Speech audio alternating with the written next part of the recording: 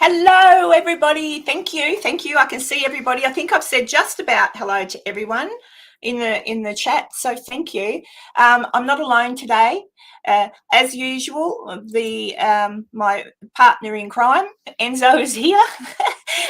So who knows what we're going to talk about? And the wonderful Joe also is here with us. So he's got lots of different things to talk about too. He may have to run away in a few minutes to grab his food. So if he disappears, don't worry, he's coming back with food. I've got food, Joe. I've got a container full of strawberries, so I'll be nibbling on my strawberries. Yeah. My diet's working. I'll fade away to a shadow soon. Oh, golly. So, yeah, if anyone wants to question Joe or Enzo on anything, just, you know what I'm like. Hey, Dawn, you know what I'm like. I'm kind of try to keep my eyes on the chat, but I'm a bit useless. And I promise to try not to rant too much today. Hopefully there'll be no subjects to rant about. There never is, but I always get that. Someone knows how to rub me up, and I just go, Urgh. Oh, Fairy Dragon, hello. And Kaza, hey. So there's a few people popping in. I'm expecting Tanya might pop in today, but we'll see, as in to the chat. But yeah, so Joe's just gotten back to from the Munro House, where he was. A few of you might have caught his live streams from the Munro House, so he's got a little bit to talk about. And earlier I was talking with Enzo before we came on, just about I was on someone else's channel the other day on a panel, and they were asking me, does anything ever happen in Australia? Like, do UFOs and things get seen? I said, yeah. I said, heaps. I said, and I couldn't remember the one place where they got seen a lot, but that's up here somewhere, Queensland, like right up north. But I remembered a place called Woomera, which is Maralinga, where they used to test nuclear, the British tested their nuclear weapons. So I was talking to Enzo about, bloody British. That's all right. We're part of the Commonwealth, God save the Queen and all that. But yeah, so and some sightings that were happening after that. So a little bit to chat about. Side-Eye Guy said he will drop in if he can. He said it's madness at his house today because there's children's birthday parties and things to go to. So we'll see how he goes. Hey, Tanya. Any knocks on the door yet? I'm waiting for Tanya to get a surprise. Because Tanya is an awesome moderator and she's in everybody's channels moderating. She really is, isn't she, Joe? Like, you can guarantee that she'll show up. She's on it. Like, yeah. So I decided to reward her today for all of her hard work. So she should be getting surprised today, but I don't know what time. They couldn't give me a time. So never mind. If it arrives, it arrives. It will arrive today, Tanya. They promised me. So real quick, somebody said to me, you didn't go to Matt and Helena's wedding today, Joe? Okay, so that was in Matt got married. Matt and Helena got married today. Wow. Yeah. All right. So they just went down to like the courthouse or whatever, got married. Helena in a couple days will be going back to Finland. She has to stay there. She can't go anywhere. She has to stay put in Finland. It's going to take like 12 or 18 months or something like that for all that stuff to go through so she can actually come and be a citizen here in the United States. They're going to have a proper wedding when Matt is out of the military. So the only people that went to that whole thing that happened today was basically his like immediate family. I know his mom was out there, and that was the plan. So I'm just throwing that out there. Wow. Yeah, because I remember they were talking about it a little while ago, and after they'd been to Virginia City, about where they might like to have their wedding and everything. So, there you go. Hi, Northside Hawk. Wow. Oh, there you go. I've learned something new today, guys. I didn't know. So there you go. Oh, well, good on them. That's good news. What are you cooking, Joe? What have you got in the oven ready to go? I ain't cooking anything. I'm getting something, I'm having something delivered.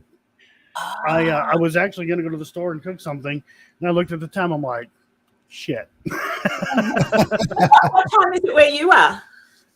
It's 8:37. And you, Enzo? What's the time? 7:37. Oh, there you go. I'm now ahead of you. It's 10:37 a.m. where I am. So there you go.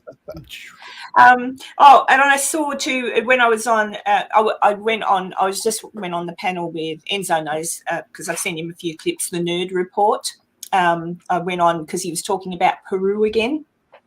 And I went on because some other footage has come out today of one of the villagers has been attacked, and she swears it was by a face peeler. That's what they call them.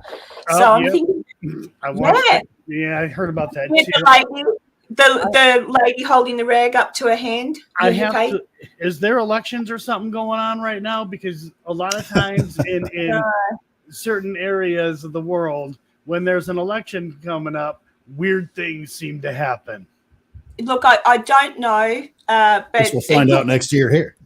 Yeah, it looked quite real to me. She looked quite distressed. So I mean, either way, I'm a little bit baffled as to why nobody is actually going in there to find out, because it could just be mass hysteria. There could be something, because that can 100% happen. Like it does happen. Well, the police went in there and investigated and claimed that it was high-tech miners.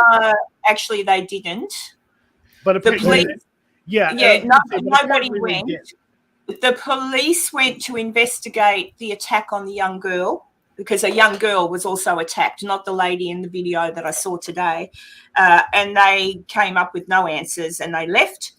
And then the military was supposed to have gone to investigate. They're the ones that put out the thing saying it was illegal mining. Illegal miners using high-tech devices like jetpacks. Which isn't really a thing. Jetpacking miners.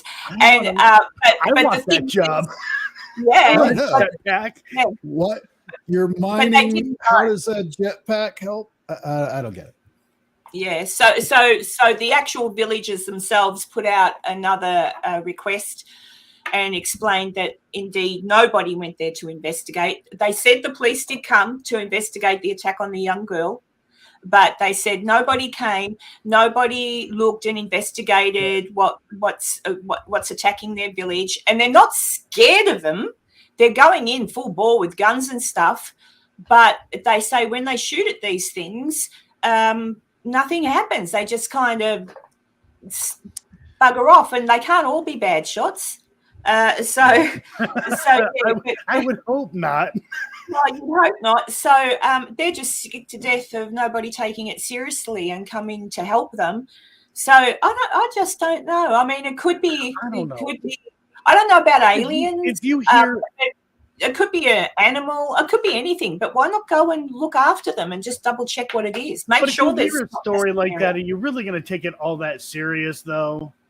I mean, that's just because a lot of it really does sound. We'll be honest, it sounds crazy. A lot of it, right? But so does getting abducted by aliens, right? And it, and seeing ghosts sounds pretty crazy too. Yeah. So I don't know.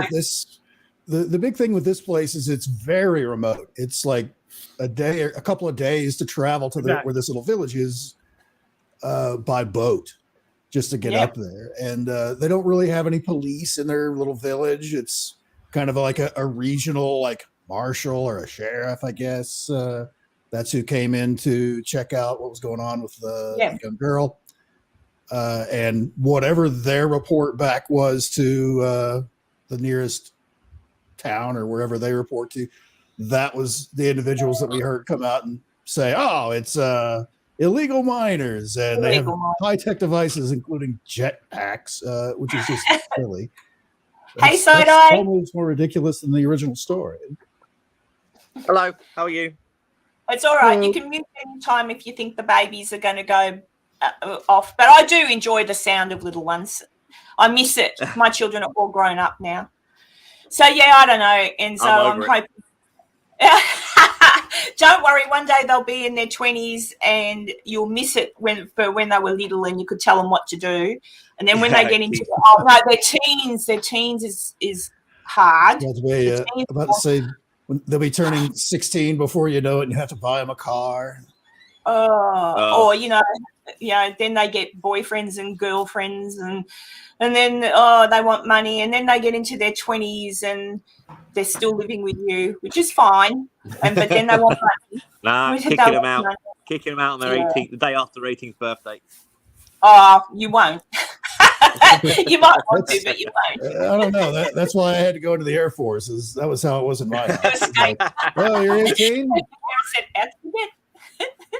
They're talking in Britain. There's a conversation going on at the moment about reintroducing, when you get called up, what's it called? The draft? National Service. Side Isle know what I'm talking about. We used to have it here too. When you turned 18, you would have to go for, I think it was a minimum of 2 years national service. Mandatory service. Okay. Mandatory. Yeah, it was just mandatory. When you were turned 18, that was it. Not girls, but now it would be. So fair's fair. But yeah, back in the day, it was mandatory for a young man at the age of 18 to be, and it was the same because it's a Commonwealth, so it would have been the same in England. But yeah, and here it was the mid-70s when our Prime Minister, Gough Whitlam, said, that's enough, I won't do that, because it was just after Vietnam and, things were touchy, so no more national service. But they're talking about it. They're in conversations in Britain about bringing it back because there's so many young people unemployed and up to monkey business. So they're thinking this could be a way of instilling, pride, respect, etc., which is true. I really do believe it. So I don't think it's a bad thing. They just have to bring in a stipulation. If you turn 18 and you've already got an apprenticeship or a job or something like that, sure, fine, you don't have to do it. But if you are unemployed, finish school and have no prospect at a job, come and look after your country and serve. They don't see action or anything. I think it should be mandatory. Honestly, it is a positive. If you don't have the money for school, if you don't have a job lined up, this is because, they give you a place to live. Is it great? No. You're getting a paycheck, which for the most part is most of it's not a giant paycheck, but most of that's still going in your pocket because room and board is kind of included for that 2 years, I imagine. So you can save that money and you plus 18. I know when I was 18, I didn't know what I wanted to do with my life. Actually, I'm 55 and I still don't know what I want to do with my life. But same here. it is one of those things where I think you can get some money in your pocket, probably during that time, get yourself a cheap car so you can drive around and, do whatever it is you need to do. If you don't have prospects right out of school, I feel like it can definitely give you a little leg up. Plus you're a couple of years wiser and maybe you had a chance to see the world through your own eyes. Quick question. Enzo, you're a vet, right? Yes. I was in the Air Force for 24 years. That's right, Air Force. Just a quick question. Do you think, because I know like a lot of countries are like this, but particularly in America, has such a huge military. Do you think that one day, if it gets to the point where just technology is so far advanced that there's just not going to be enough point in having so many troops, do you think that's eventually going to affect America as a whole because they got such a huge military kind of industry going on? I guess it depends on what right. I guess I would have to ask the follow-up of, you're replacing the people with what, robots or drones? Yeah, machines, drones, robots, whatever. Somebody still needs to take care of those. They're still machines. They still break down. They still need to get updates and get serviced. And plus, I think it will be more like engineers and technicians rather than like troops on the ground eventually. Also, I was an aircraft mechanic my time in the service, and it wasn't like you know, I was no door kicker. I'm nobody's hero. Don't get me wrong.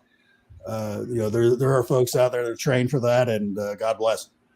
But I think there would still. I don't think it's going to be one of those. Oh, we don't. Military's full. We've got our couple hundred guys to take care of it. There's always going to be a need for people. But also, kind of casualties sell war. So, right. If something happens to all the robots and drones and stuff like that, even if it's a one striper out there with a pointy stick, that's better than nothing. So, and I don't know, maybe I'm weird or something, but whenever I see a man in a military uniform, I'm not going weird ways. I mean, whenever I feel so much respect. Like I look at them and I think, good on you, because your job is to protect us. So I feel safe. I feel safe knowing that there's men and women out there now, of course. I'm showing my age, but, you know, they've always been there, usually as nurses and stuff back in the day, but now they're soldiers too. And despite what people say, at the end of the day, men and women, they join, and Enzo can correct me if I'm wrong. My son joined, and his main purpose was education, because when that's the other thing that you can get when you're in the forces, free education. Like you can get diplomas, bachelors, whatever. And he's got a few now, which he got from being in the army. And the other thing, of course, is, you know, you are looked after, medical, all that sort of thing. It's a great job. And you are respected. Like, you're going to get a dickhead in every profession and everything. There's a few idiots out there. Of course there is. But on the whole, these people put their hand up knowing that at any time while they're serving, if something goes wrong, especially if they're like on the ground soldiers, they could be called up. They could, and back in the day, indeed, getting sent to Afghanistan or Iran, Iraq, all of these places, they know when they join that that's a thing that could happen to them. And so that's why they should be respected.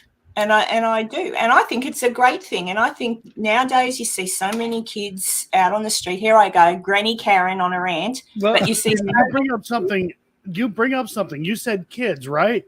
Now, 18, 18, 19, 20. Right. They are kids, but they're bloody little shits. Right. Well, you know, I knew, you know, we were sending the, you know, young kids out there, you know, to train, whatever, and even out to battle. But it really hits, though, when I'm talking to Matt, and Matt, you know, he's like late 20s, but I'm hearing in the background these Marines, they are kids, they're acting immature, they're just having fun. I'm like, Jesus, man, they're still kids, and we're sending them out to bat. Like, it's baffling to me. It really I is. think they should do something, though. If you, like when I said bring back national service, I think 18, you should go in, but no active service until 21. So while you're in there from 18 to 21, you do all the bullshit things like clean the latrines and all that. I just honestly think I don't want them to go. No mother, no human wants them to go to war. But in this world, unfortunately, humans aren't very nice to each other. And it's inevitable because humans are crappy things, and there'll be a war, and it's because well, I won't go into that. I won't go into my rant about why I think. Look, Joe touched on it before, but wars, when they happen, people get rich. Not us. Yeah, but nobody on this screen. Nobody on this screen gets rich when there is a war. And yes, it's foul and disgusting and all that sort of thing. But you have to have some pride in your country, and you have to have some pride in yourself.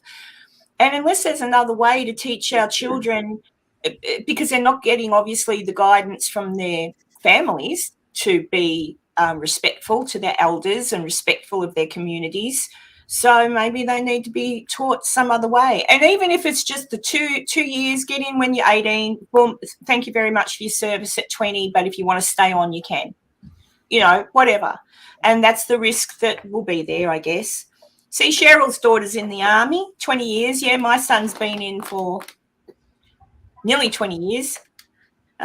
He's a colonel now, so I'm proud of him. Yeah, he's a colonel. So I just think it's a good thing. And then there are some people who you'd have to, again, be very careful with who you put in. Like, you obviously wouldn't make someone with some kind of intellectual disability that makes them younger than years. You wouldn't necessarily, you'd have to, if they had autism, you'd have to be awfully careful about what job they might do while they're in the military. Like, there are things, but then they work that out. Their medical people work that out. They won't take some people. They still don't. If you apply, they still will say no. You won't be able to do it. You can't. So at least I hope they do. For a while there, Matt couldn't join the Marines because of his tattoos. And then magically they decided to lift that rule temporary. And then he was able to get in. It's like, I wonder why they lifted that rule. And then they lifted that here, though, because so many people now get tattoos. So they lifted it. They still are a bit funny if you've got them on your hands. So if you've got tattoos on your hands, they're still a bit funny, but they'll allow it now on your arms and stuff because it can be covered. But certainly, it depends on, of course, where it is. Like you say, obviously, if you got facial tattoos or stuff like that, that's a little acceptable. But it's usually, if you get turned down for that reason, I would think it's because whatever the tattoo is, like it says something vulgar. It's like a naked lady that's like on the forearm that you would easily see in a short sleeve shirt, that something like that. However, those kind of things usually will go to the side when they need people. It's like, we'll forget about that part. You know. Hi, Bill. And I can see one of my favorite type of videos to watch on YouTube are those stolen valor videos. You know the ones I mean? They can be so funny. Like when these people who like just pretty much have never seen a liquor service in their lives and they're trying to dress up and get all the respect from people they have, and then someone who like knows their shit comes along and just tears them apart. It's really satisfying to watch. I didn't know that, Kazza, but that might be because if they've got severe acne, like the really bad one, that's like an underlying medical condition. So I would say that's why. Because, the really, really bad acne where it's all over and stuff, that is they can be treated, but it's a long slog. So maybe that's why, because they won't let you in with, you got to be careful. For example, if you've got, what's the one? Not eczema, the really bad one that covers your whole body sometimes. I've just gone blank. So there's lots of medical reasons that they won't let you in. But certainly now, since tattoos are popular, they don't care. And look, things getting to a situation in the background there that is not being reported on, and I don't know why, but things certainly in this country, we're aware of things happening down our end of the planet, and, it's looking probably not good in the next couple of years. So if anyone wants a job and wants to pick up an item to protect the country, go join up. You might not survive, but we've all got to go something. We've all got to die somehow. So what the hell? Hey, Princess Scary.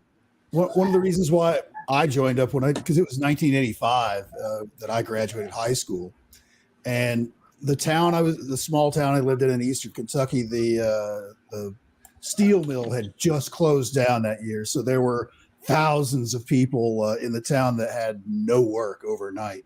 So finding any kind of, there were like 40-year-old men bagging groceries at the local grocery store because that's the only job they could get, kind of thing. So being a fresh-faced 18-year-old right out of high school, you're not going to get those low-lying fruit type jobs, that kind of thing. And I had no money set aside for college or anything like that. So the military was a good choice for me to get the hell out. And back in those days, very much still in the Cold War, as far as everyone knew back then, we were one button push away from nuclear Armageddon every minute of every day.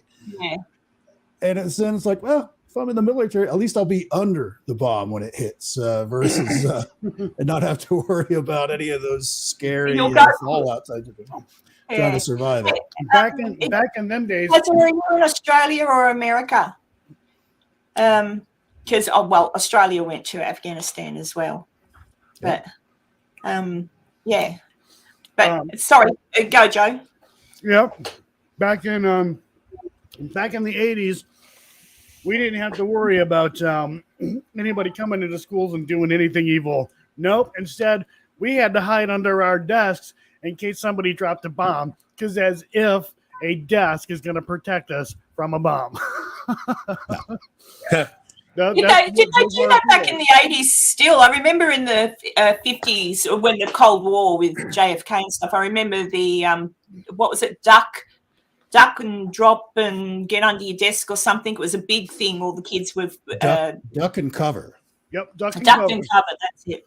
Get under your little desk. I remember watching a movie. I wonder if anyone remembers this, because it's just the final scene of the movie that disturbs me. I remember a movie, it may have been black and white, may have been colour, but at the very end of it, a little boy is walking home from school. They get sent home from school because there's fear that a bomb might go off or something like that. And he gets frightened and he sees a plane. This is memory, so I could be off. A plane fly overhead. He gets frightened and there's a fridge on the side of the road, and he jumps in and he closes the fridge over top of him. And you know that he's not going to live because he just closed the fridge, which back in the day didn't have a way to get out. And I just always remember that scene, and I have no bloody idea what the movie was. That young man, ladies and gentlemen, was Indiana Jones in that movie that nobody watched. I was going to say the same thing. And I don't even know why we considered Cuba a huge threat. All we had to do is drop 6-7 bombs, and that whole country would be wiped off the mat. So I don't know. It wasn't just Cuba, though. It was Russia. The big deal with Cuba is the response time would have been almost zero. It was right there in our backyard. That was the whole Cuban Missile Crisis was all about. Is you're not putting that stuff. It's one thing when it's over in the Soviet Union and it takes 25-30 minutes for those missiles to arc up and hit the United States. It's something very different when it can hit Miami in seconds. So it's pretty scary stuff. It's pretty scary. That's why I think if there are aliens, which I think there could be, just don't know where they are, can they bloody well come down here, please, and just get rid of it all? Like, just come down for a week or so and say, we're all blah, blah, blah, aliens. Get out their little ray guns, point them at the presidents and the prime ministers and say, get rid of it now, shut it down now. It's done, or we'll be back and we'll find you, you little presidents and you little prime ministers. It's you we will find, and you'll be in big trouble. We'll anal probe you all night long. Yes. That's right. And then you'll see all the prime ministers and the presidents go, and fix things. Maybe. That's kind of the basis of the old observing us in. You think if there are aliens observing us in any way, they kind of treat us a little bit like how we treat wildlife, that we just know not to get involved, no matter how brutal it kind of looks. Right. Oh well, yeah, you could be right. I know I've watched a lot of those documentaries that they do on wildlife, and you see, a baby cub abandoned and it's going to get eaten, and I think, go there with a bloody camera, go and pick the little thing up, and they don't actually. So actually, they do. They actually do. Like if they see, like a turtle flipped over, and it's like, oh, this turtle's going to die. They actually do flip that turtle over. We just never see that. But they also cause chaos too. Like, here are these penguins, jumping into the ocean. In the meantime, you don't see this guy, in the background running and screaming, so they can get this shot. Oh, yeah, that was the famous Disney one. What are those little animals called that they had people rounding them up and they fell to their death? It was a Disney documentary. They're little animals. Lemmings, yeah. Yeah, bloody Disney. But I suppose it's not the worst thing Disney have done. Especially lately. Yeah. Yeah, Disney's kind of evil. No, there's no kind of about it. Disney is evil. It's really weird. Like growing up, I used to love the Mickey Mouse Club. Mickey Mouse Club, Mickey. Do you remember that song? Am I the only one that remembers that song? Who's the leader of women? Never. I thought it was really stupid. I never watched it. Oh, I loved it. And Donald Duck. Like Sunday nights when they would have the Wonderful World of Disney on, I used to love the little like documentary kind of things they do. Is like the Bears of Yellowstone, and they'd have these bears walking around in Yellowstone, and they'd make up little pet names for the mom and the little rascal cubs that are always getting into mischief and stuff like that, and make a little story out of it. I loved those. I'd love to see those again. I used to love them, and like that's what I was saying. I was saying to Enzo earlier. I was talking about how like nowadays there's no mystery with movie stars and stuff. Like back in the day, I used to just love them. I used to watch everything. I was fascinated and I loved them. But now it's kind of so much different. I don't want to know all their business. I don't want to know who they follow in politics. I don't want to know what shampoo they use. They're overexposed. They're overexposed, and it's taken the magic away. Yeah. No mystique what's happened now with Disney. Disney used to be magical when I was a kid. Oh wow, Disneyland, it's magical. And now everyone comes out with these stories and stuff that may be true and some may not be. And especially now too, what they're doing, like the Snow White thing is doing my head in. No, honestly. But anyway, now what they're doing, they've taken the magic away. Never mind. I'm not even going to get into the whole Snow White thing. Never mind. I mean, it's a fairy tale. It's a Grimm's fairy tale. So leave it alone. And if you want to do something like that, they could do something like that. They could make that movie that they're talking about making, but they call it something different and not refer to Snow White. Call that something different. I think Disney know what they're doing with all this, and it's very intentional. All the controversy that's surrounding Snow White. I think so too. Absolutely, their attitude is there's no such thing as bad publicity. So whether it be the whole dwarf not true anymore debate, I know it's not, but I don't think Disney have got that memo. Like you are right. Whether it be the whole dwarf debate that's going on, or I can't remember her name, but the actress that's playing Snow White is getting absolutely she's getting slaughtered on social media, and she's not doing herself any favor. I think Disney know exactly what they're doing. They've done this exact type of thing time and time again, right. And ultimately it sells movie tickets the more it's talked about. So, Joe, just a question. Dawn here is saying that she's recovering from the Monroe House and trying to catch off some rest and sleep, and she's still very sore. What did you do to her? I didn't do anything to well, I mean, maybe she's talking about sort of elsewhere, but no, I'm kidding. I'm kidding. No, because she had surgery on her arm, her right arm. She broke her humerus, and she ended up having to have surgery on her arm. Tanya's saying, who else is jealous of Joe's luscious curly hair? It is very curly. It's getting long, Joe. Yeah. Oh, well, I have naturally curly hair anyways, but gonna just let it keep growing. Yeah, mainly because I'm too damn lazy to get a freaking haircut. You could wear it. If you were to get it cut, would you just get like a little bit off? You'd still keep it kind of long, or would you go real short with it? No, if I was to get it cut, it'd be a hell of a lot short. Like it would be really, really short. But I'm just gonna let it go. I'm gonna let it grow really, really long, and I'll get like 9 or 10 inches cut off, and then take that hair and donate it to a child for a wig for cancer. The whole. But you might have to get the sage out with the hair because the hair's been in all these haunted places. It could have an effect. That would be interesting. Hell, my hair is haunted. My wig is haunted. Oh, actually, you could do a thing like that guy selling his dirt. Oh God, don't! Please don't! Oh, Don and I Telling is laughed about scary. that all week, and we freaking watched Yeah. it again.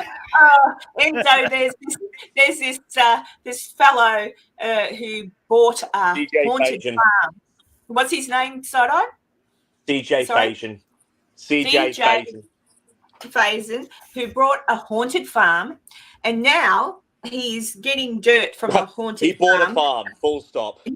Yeah, he bought a farm, but he's saying it's haunted. So he's getting jars, putting some dirt from the farm in it, putting a little label on it. And for is it truthfully $39.99 for a jar of haunted dirt? Yeah, I don't. Well, I don't I know know, how much. it's amazing. I don't know if that's all true or anything like that. I don't know how much it really is, but Crow's video was freaking hilarious. Yeah, Crow did a kind of old time K-Tel advertisement for the dirt, tongue in cheek. So I want to steal that from him. Yeah. And use it in my intro. Hey, Sido, have you got anything coming up this week? I'm planning, hopefully tomorrow or maybe the day after at latest, to actually do a CJ Fajan video. Oh, cool. Oh, well, I'll be looking forward to that. Unfortunately, Crow stole my bloody joke about the dirt. I wanted to do exactly what he did, and he got there way earlier than me, so I have to kind of repackage it now. How dare he? I know. And what really annoyed me is he did it better than I would have done it. That's what really annoys me. It was great. I suppose Crow's got a lot of practice, but yeah, I think everybody, all the names I can see in chat, everybody follows you anyway. I'm pretty sure Blake and hey Blake, I didn't see you before. Hello. Yeah, so I think just about everyone here. If you haven't subscribed to Side Eye Guy, go on over because it's very much. it's just a giggle. It really is. It's a good giggle. I like it. He's not a debunker. He's a make fun of her. Yeah, that's what I call it. He's a make fun of it. But yeah. You know what? Funny enough, I never thought about it before, and of all people, it was actually Andrew from Proving Demons who said in a comment, he's like, "Oh, I enjoyed the roast," and I'm like, "Yeah, that's what it is. It's a roast." I didn't think of that, but that's what it is. It's a roast. Yeah, exactly. Yeah, so it shouldn't. If I were a channel that had done crappy stuff and Side Eye did a thing on me, then I would think cool, because he's got how many subscribers now, Side Eye? You'd be up to 3,000 or more, wouldn't you? It's like 3,000, 3,100 something. Yeah, so he's got 3,100 subscribers who might see someone they normally don't look at because he's making fun of them, and they might just go on over and have a bit of a look. That's good for that channel. So that's what a roast is. So yeah, but I think I'm going forward. Unless they really deserve it, I'm going to try and not be quite as mean as I think I have been before. I think that's something I'm trying to balance a little bit better going forward, because I think there's some times where I'm like, oh yeah, maybe that was a bit much. I go listen back to maybe I should have chilled out a little bit there. Yeah, but it'll be, because how long have you been doing this now? About 6 months, roughly? Yeah, 6 months. Yeah. So you'll just hone your craft, as they say. Yeah, and still figuring things out. It'll morph for sure. But I'm going to Virginia City. I think I've told you all that I'm going to Virginia City in November. So the first weekend I'm there, I'm doing this. I'm going to in Virginia City. A friend of mine is in one of those paraconi things, where a whole heap of people come and whatever. So she's there. So I'm going to go and hang out with her. But she's going to take me. I just found out today. She's going to take me to, because I didn't know there was one, a prison in Carson City. So she's going to take me there and we're going to investigate. So that'll be interesting. An old Carson City jail. Do you know anything about a jail in Carson City, Joe? No. Well, there you go. So that'll be nice because it's an old jail, I understand. So that'll be good. I'll enjoy that. And then what else am I doing? Oh, feeding the wild. Not feeding the wild horses, not touching them, of course. And I will be taking the mule Bernadine for a walk up the main street if it's not too cold and if it's not snowing. But is that what it is? Is that the Carson City? Is that it? Nevada State Is Prison. it a jail or is it a prison, Karen? There's kind of a huge difference between the two. Oh, geez, just a minute. I'll check what she said in her message. Oh, my God. Well, I don't know. Let's see. What did she say? She said... If you had said prison, I would have been like, oh, Nevada State. Oh, it's a prison. Yeah.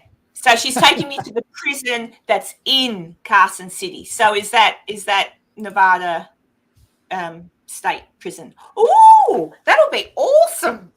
Because I've seen the other boys go to that. Oh, that's cool. Oh, I'm even more excited now because they've actually, because she knows people who know people. I think I'm not 100% sure, but for whatever reason, I don't know if it was someone who normally takes them through or whatever, but that was supposed to be stopping, going in there for a little while. So, there you go. Oh, cool. That's even better. I just thought I was going to an old jail, but I'm going to the Nevada State Prison. Well, you're going to a big prison. Yeah. So she's going to take me there, and I've got a few other things I want to do. So I'm looking forward to my trip to Virginia City. I'm going to have fun. That's what I'm going to have. Looked it up here on the Nevada State Prison was established in 1862. Oh, wow. So it is old. 219 inmates in September of 2011. Designed old 841. Early 20th century, the prison became the sole designated facility for executions by the state of Nevada. That's First right. sentenced by gas chamber in 1924. Yeah, this has got a long history. It chose to close the facility for budgetary reasons May of 2012. So it's been empty for a while. All right. So Blake says the old section is the historic site, and the new prison is still operational just next to it. Kind of like Ohio State Reformatory. So the old prison's out up front, but behind it is the new prison. And it don't look as pretty as the old prison. No. The old prisons, they knew how to make, they look like castles. But there you go. Exactly. Kazza says, what are you eating, Joe? You're making me hungry. I had chickens, chicken. What the fuck did I eat? Very memorable, whatever it was. Tanya says in 2012, which I think, did you read that out, Enzo? The state closed the reportedly haunted Nevada prison due to budgetary reasons. What the hell did they call it? I don't remember. Damn. Is it like not eating corn dogs? I got it from Applebee's. I went to Applebee's while I was there, and while I was at Applebee's, I saw a bumblebee. I was so excited. I've never seen a bumblebee. Broccoli chicken Alfredo. I wasn't in the restaurant. It was outside. I took a picture.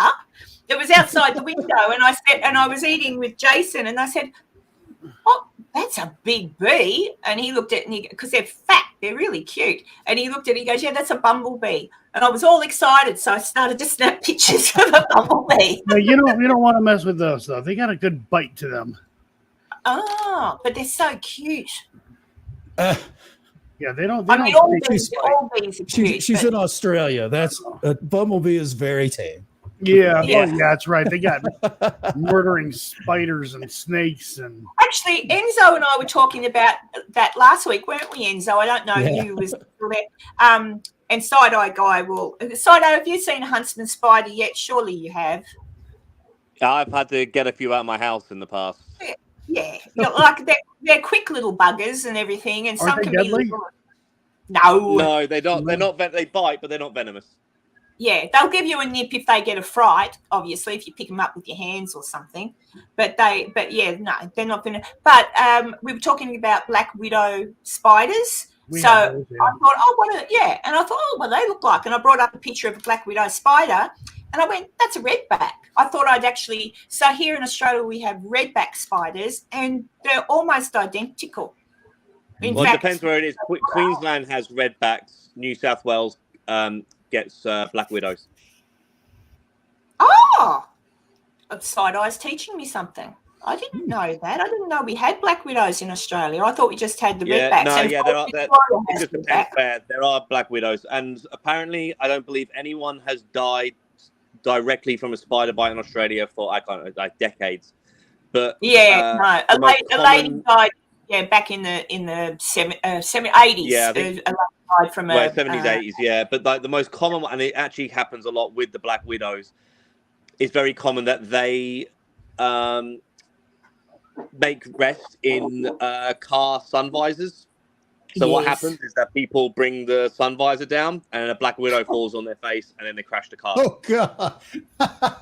That's I had it'll be spider accidents. I had a spider related.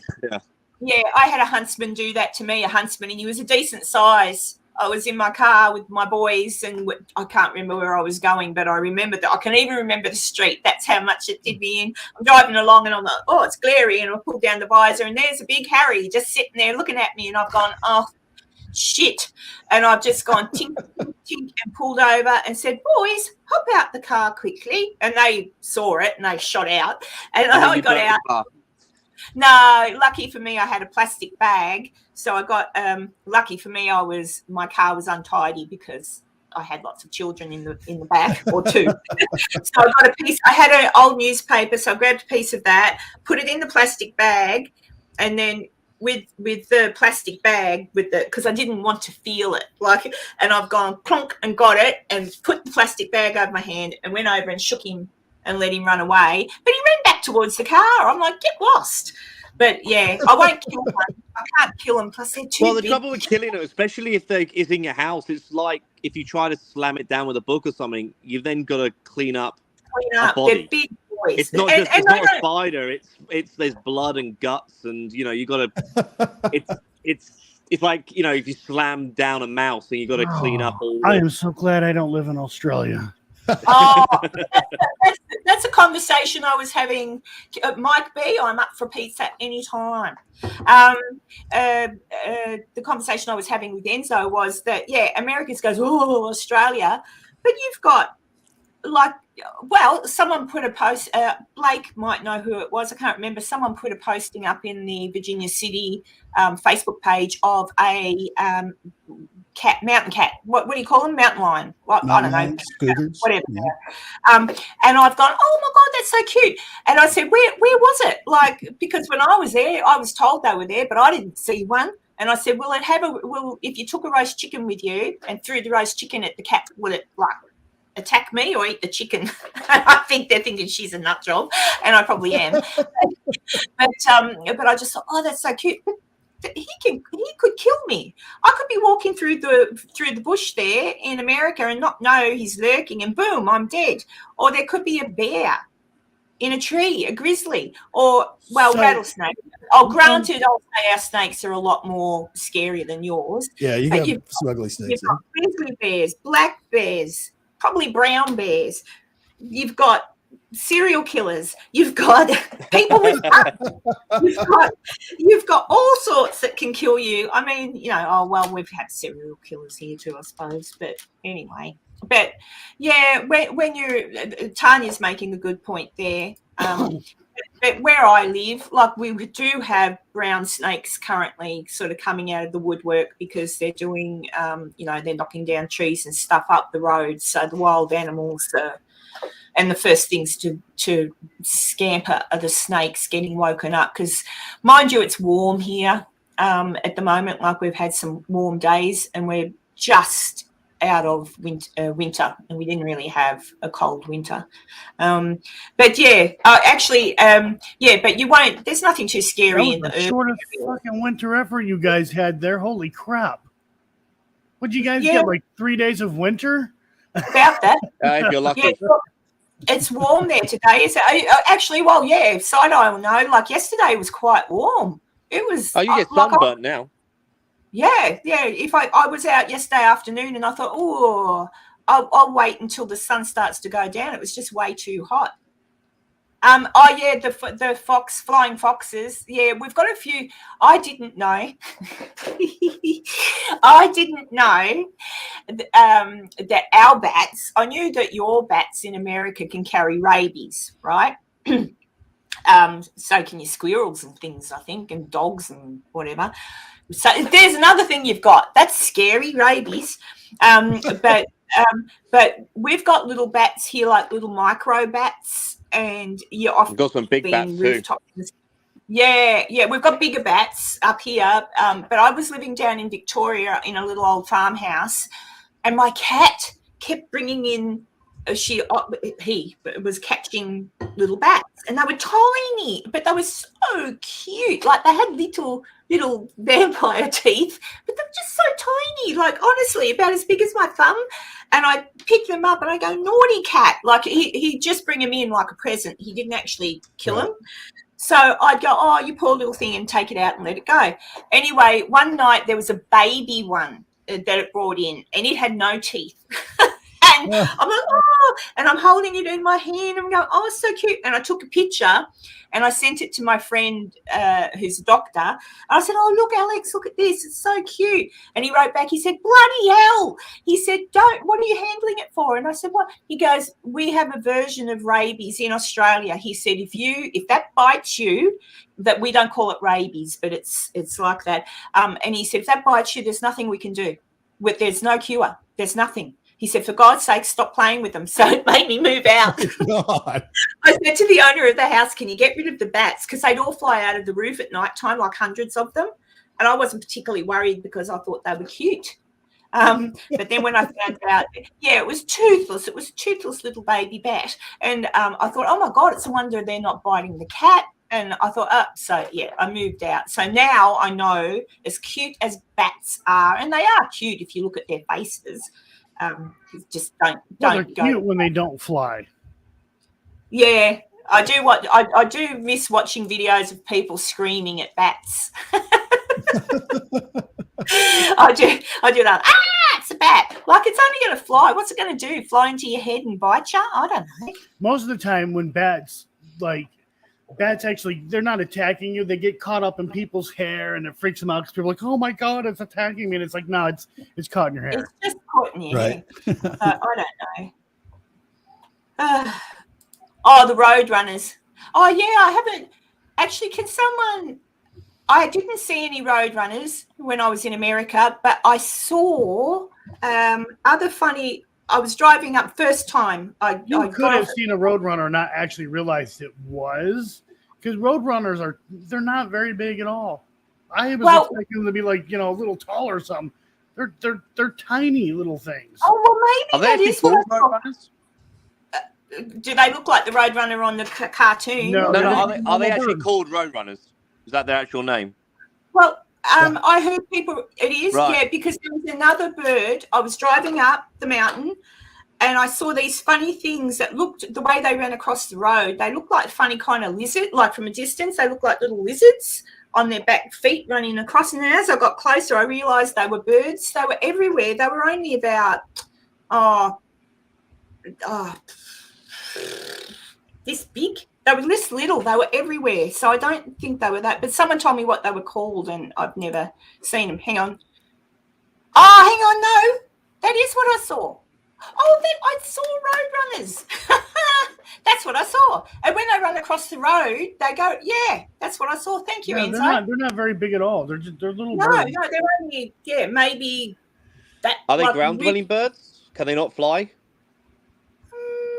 I didn't see any of them fly. They run and sort of run into the brush and everything. Although they've got wings, haven't they? By rights, they should be able to. Surely a coyote is going to mess that up. There's no way that can happen by the coyote. No, I'm pretty sure the coyote gets a bad rap. I can't believe that cartoon was not accurate. They're awesome looking. They're so cute. Yeah, that's what I saw. Oh, thank you. Oh, well, I'm impressed then. I saw a Roadrunner. That's something else I can tick off my bucket list. Coyotes are quite scary in America. They seem quite scary in America. Like coyote looks more scary than a dingo. Well, coyotes are only scary when they're not a large pack. When they're by themselves, they're nothing. Right. Oh, coyotes. I'm just going to make sure that whenever I go for a walk, well, when I get there in November, I'm told it's quite possible it could be snowing. But then given the fact that you're still getting really hot days now and you're coming into, what are you coming into now? Some winter, September. spring, It's the autumn. fall, very beginning of fall. Yeah, so. Yeah, I well, don't know. yeah, we're coming into fall, but it feels like we're heading into hell at the moment. Yeah, we still got a few weeks of hell left, but Oh. by the Well, end anyway, of this month, it'll be a lot cooler. I'm just going to go armed with some carrot sticks, maybe some, Scooby snacks or something. I'm just going to have a little pocket full of junk just in case I see, Plus, I feed the pigeons when I'm there. When I was staying at the Silver Queen, I'd leave food out on the window with my window open, food out on the windowsill because they all slept on the top of the thing anyway. So when I come back, the windowsill would be clean. The pigeons had eaten all the food. I'm sure they were happy I was staying there. But there you go. I'm just seeing, I think I put, Kaz will put up the comment, it's a Roadrunner if it's got the Acme boxes. Yeah, Scooby snacks, Tanya. Dog treats or something. I don't know. And I'm still going to go to the Washoe Club with Taylor's dog. Taylor might come too. I'll ask Taylor if she wants to come too. But I'm definitely going to go there with the dog. But I think I'd much rather just go by myself and just sit there quietly with the dog, just for an hour or so. Make sure I've got Scooby snacks, and for the dog, not for anything, and just see. I don't know. I like that place. I like the Washoe Club. I think it's just feels. I don't know. Feels nice to me. But maybe I'm weird. Or maybe, as I've pointed out before, I'm not as sensitive as other people. Like some other people can go in and go, ooh. That's why I was astonished when I was there that I got that very, very strong feeling. So because I thought, oh, what's that? Whereas other people throughout the night have been saying, oh, I've got the chills, or oh, this room feels whatever. And I'm like, not feeling anything. Not feeling it. That's the usual thing I say, Enzo, and so do I. Everyone else will say, oh, this room feels blah, blah, blah. And I'll go, I don't feel nothing. Are you sure it's not this? Are you sure it's not that? So I may well annoy people when I do that, and I don't mean to. It's more disappointed on my part because I think, I don't feel a thing. Are you sure? I've had quite a few people now ask me to go do a ghost hunt and all the rest of it. I've been pondering it for a while, but I think I'm going to just really underwhelm people and disappoint them because I might, maybe I'm wrong, but I just thought I'm going to go to everyone going, all right, what do I do now? Well, that was kind of like when I went with Heather to the haunted hotel here in Warwick. Joe knows because Joe would have just had it in the last few days. I'll let him talk about that in a minute. You do sit there. You sit there and nothing. You feel like you're an idiot because you're kind of talking out. Well, I can talk out loud to myself anyway, so I'm kind of lucky. But you just talk. So you just talk and you hope that maybe you catch something. It turns out that I think I did, but I'm still not convinced. I mean, it could have been something that it just sounds like that, but yeah, in the moment, like it's really boring. Ghost hunting is very, very boring. And that's why generally it's good to be with somebody because you're just basically hanging out, relaxing and talking to something that could or could not be there in the hopes that it may well think that you're interesting enough to even bother answering you. So I don't know, but it's kind of fun. Depends who you go with, Side-Eye. Like, for example, say you went with Beardo, right? If you were, it wouldn't be so much about the ghost hunt. You'd do it, but you'd be having more fun with Beardo than you would. Do you know what I mean? It's who you go with. Yeah. how you approach it, and if when you go, like, things do happen, but yeah. So I don't know that, but that's why, like, I'm putting my Waverly Hills. Well, here I go again. I'll start from the beginning. Sorry, I'm going to bore everybody now. Joe will know, I think, from what I'm saying, and probably even Side-Eye because he edits. And actually, you will know. I started to put my episode together on Waverly, which is historical episode, but I had a whole heap of footage that I took while I was there. So while I was listening to it, I actually heard a few things and I thought, oh, I caught something. So I put that to one side. Then I started to do the history thing based upon what I was told when I was there.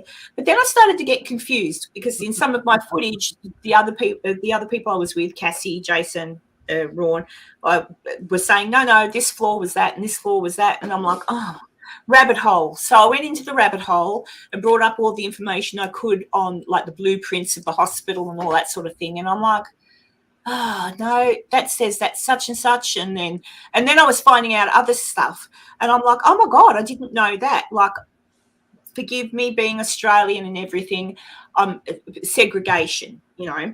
And I went, oh dear, I didn't know that. So where did they get? So I started to go down this rabbit hole and put this whole episode together and realised, everything else, I did the episode. I just had to do the voiceover and add in a few points, which is why I needed to be sure of the floors that everybody was on. And then I went down this rabbit hole and I thought, Jesus, it's going to take me at least half an hour just to tell everybody what I've found out. And so I'm going to have to put a few episodes of the Waverly Hills together, maybe two. But I had to contact Tina, Joe, because I thought, oh, my God. So I contacted Tina. I said, please tell me what the floors were again. This is what I think they were. And she wrote back and she said, correct. I said, terrific, because, of course, and Joe will know because you've been there, haven't you, Joe? The what they call the forgotten were on floor 4, I think. But they weren't. I'm dealing with it when it was a TB, tuberculosis hospital. So when it was a tuberculosis hospital, there was no forgotten floor. Every floor was used for whatever. The forgotten were in, apparently, supposedly forgotten, 4th floor when it was a nursing home. So the nursing home was on level 2, and that was the nursing home. But some dementia people and things like that, they get very hard to look after and can get violent and things like that. So the 4th floor was used by the nursing home to house those patients, the more difficult ones. The issue was that later on, they were not looking after anybody whatsoever, and it was squalor and disgusting and abusive and all sorts of other things. So it got closed down, thankfully. Yeah, they shut that shit down real quick. Yeah, they shut it down as soon as they found out. But the actual tuberculosis hospital itself was always so well run, immaculate, and it was. And I didn't know. Look, it doesn't matter. I'll still put it in my episode. But I didn't know it was privately funded, but it was free. So when you went into the tuberculosis hospital as a patient, you didn't have to pay for a thing. You got your board, your meals, your medical, because it was privately funded. People donated. So that was, to me, amazing. But do you know why Charlie bought Waverly Hills? The other Charlie, the one that was the Jesus lover. The one who wanted to put up the Jesus. Hang on, who's Charlie? Are you talking about to do with Tina? Husband? Oh, Tina's husband. Yeah, he wants to turn it into. I watched him talk about it, so I don't know. Right. So here's the backstory to that. Charlie's father was a patient at Waverly Hills when it was a tuberculosis hospital, and then antibiotics come out, whatever, and then there was no need for Waverly Hills. So after it went through its, phase of being the tuberculosis hospital and then geriatrics, that was it. And Charlie seen the building, seen it was for sale, and he bought it for his, basically because his dad afterwards. He bought it from the person that was the Jesus lover. So after the thing closed down as the nursing home, someone else bought it. And he wanted to erect a great big Jesus statue like they have down on the mountain in wherever it is, Rio or whatever. Yeah, but the township kicked up a stink and wouldn't let him do it, so he sold it to Charlie. Yeah. Right. So Charlie's father also worked at Waverly Hills when it was still functioning as a hospital. So then, he bought it, and he brought his dad up to Waverly Hills, and his dad was, kind of, bummed because the place it went to hell. It was in bad shape. Yeah. And he said, well, I bought it, and I'm going to fix it up. And boom, there it was. Then they started hearing rumors that it was haunted. Yeah, they're doing a really good job. Like when I went there, I was very impressed. I sort of half expected to see it be like it still needs a ton of work. But the downstairs part, the level 2, they're starting I was impressed with the toilets. The toilets were really pretty. They had little statues outside the toilets. I thought, oh, that's lovely, and they've got a big room, and so now I know what that all was like. Where you set up your equipment, that was once the kitchen. Do you know why they have to fix it up and do something with it? Why? Because if they don't, the state will take it away from them. So they have to have work being done on it, and it has to be turned into something. See, this has been an ongoing project for well over 10 years. So there's work being done. That place should be what it is supposed to be years ago, but it's not. Why is it taking them so long? Because that part I don't know. Because there was a little bit of politics. There's no more and no more paranormal. That's it.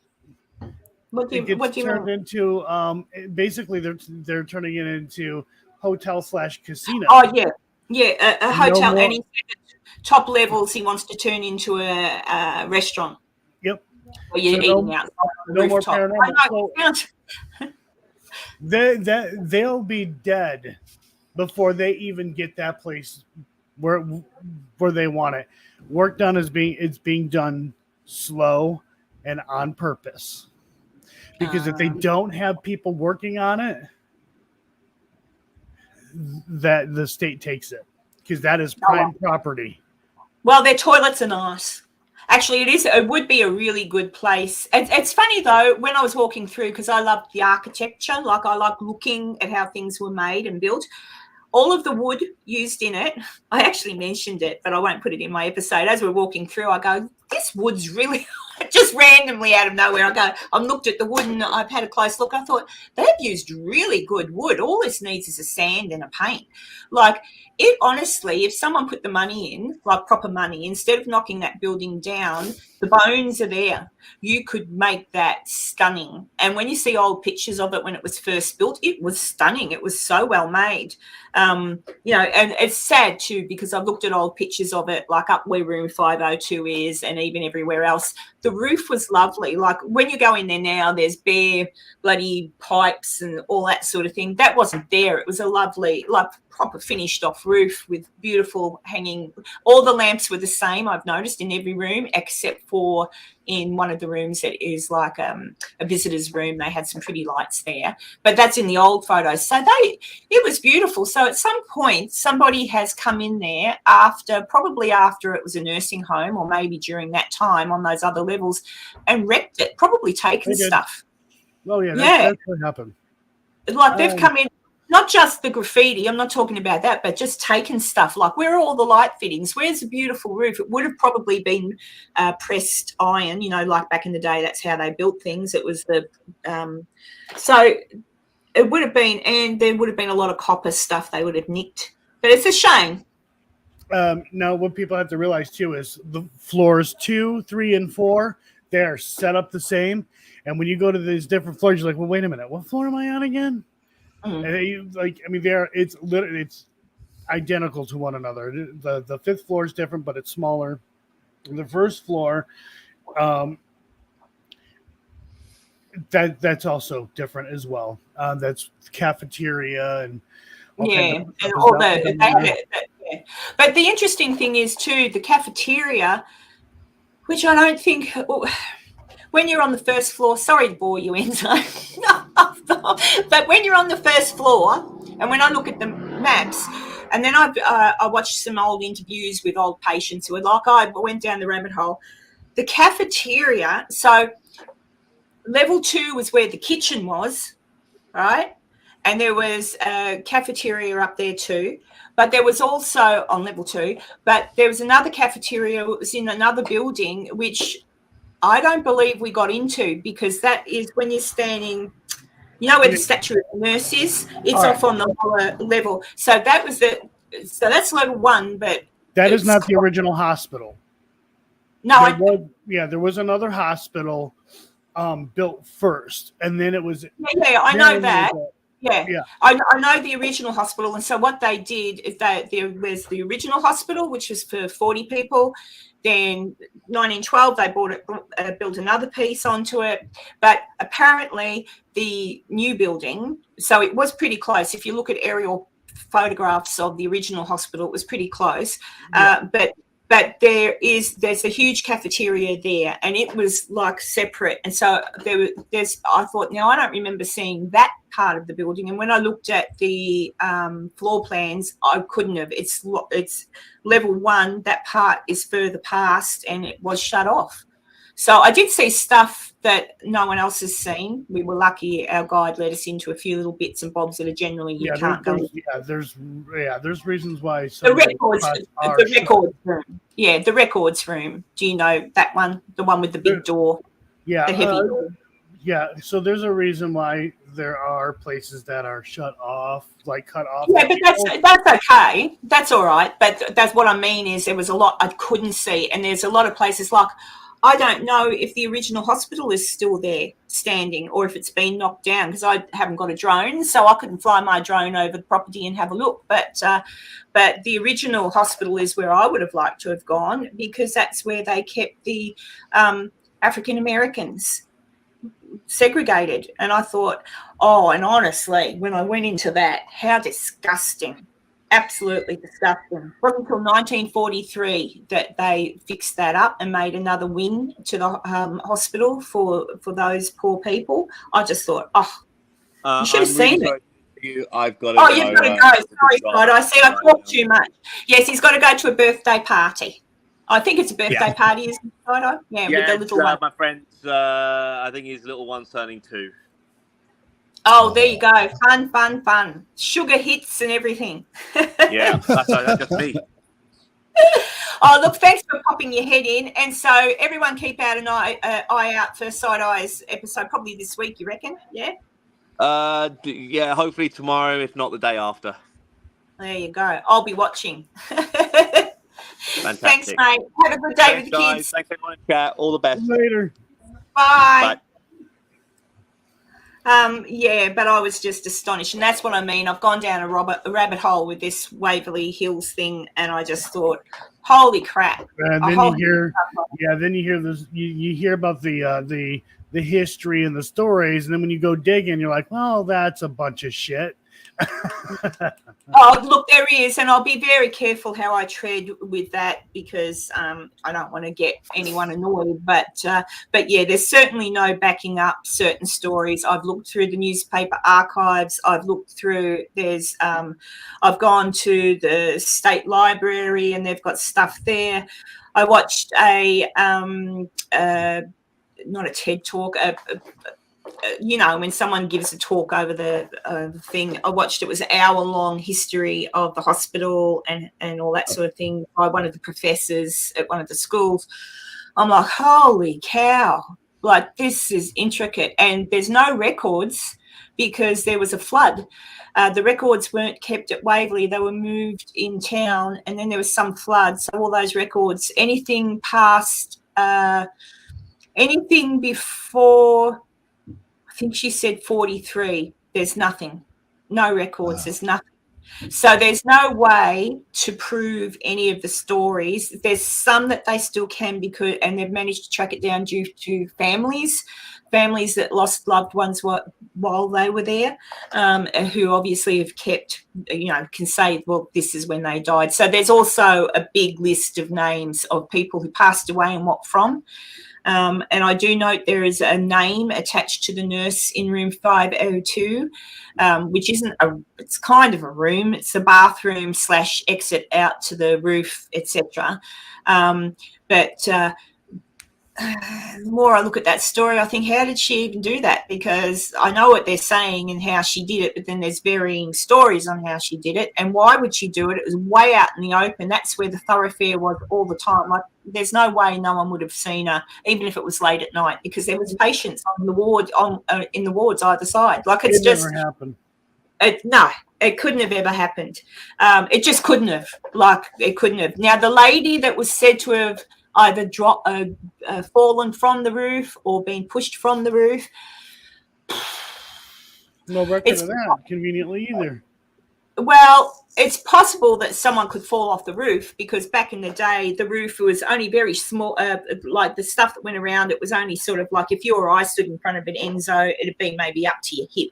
You know, it's not a tall. Yeah, like, I was like, if they used to have a playground up on top of the roof, and you're like, they let kids play up here? And you're like, oh, no, when the kids were up there, it had mesh. There's photographs. It was meshed, and you can actually see on the footings of that building. I've got a few pictures, but you can actually see where that was attached. So at some point, they did put mesh where the kiddies were.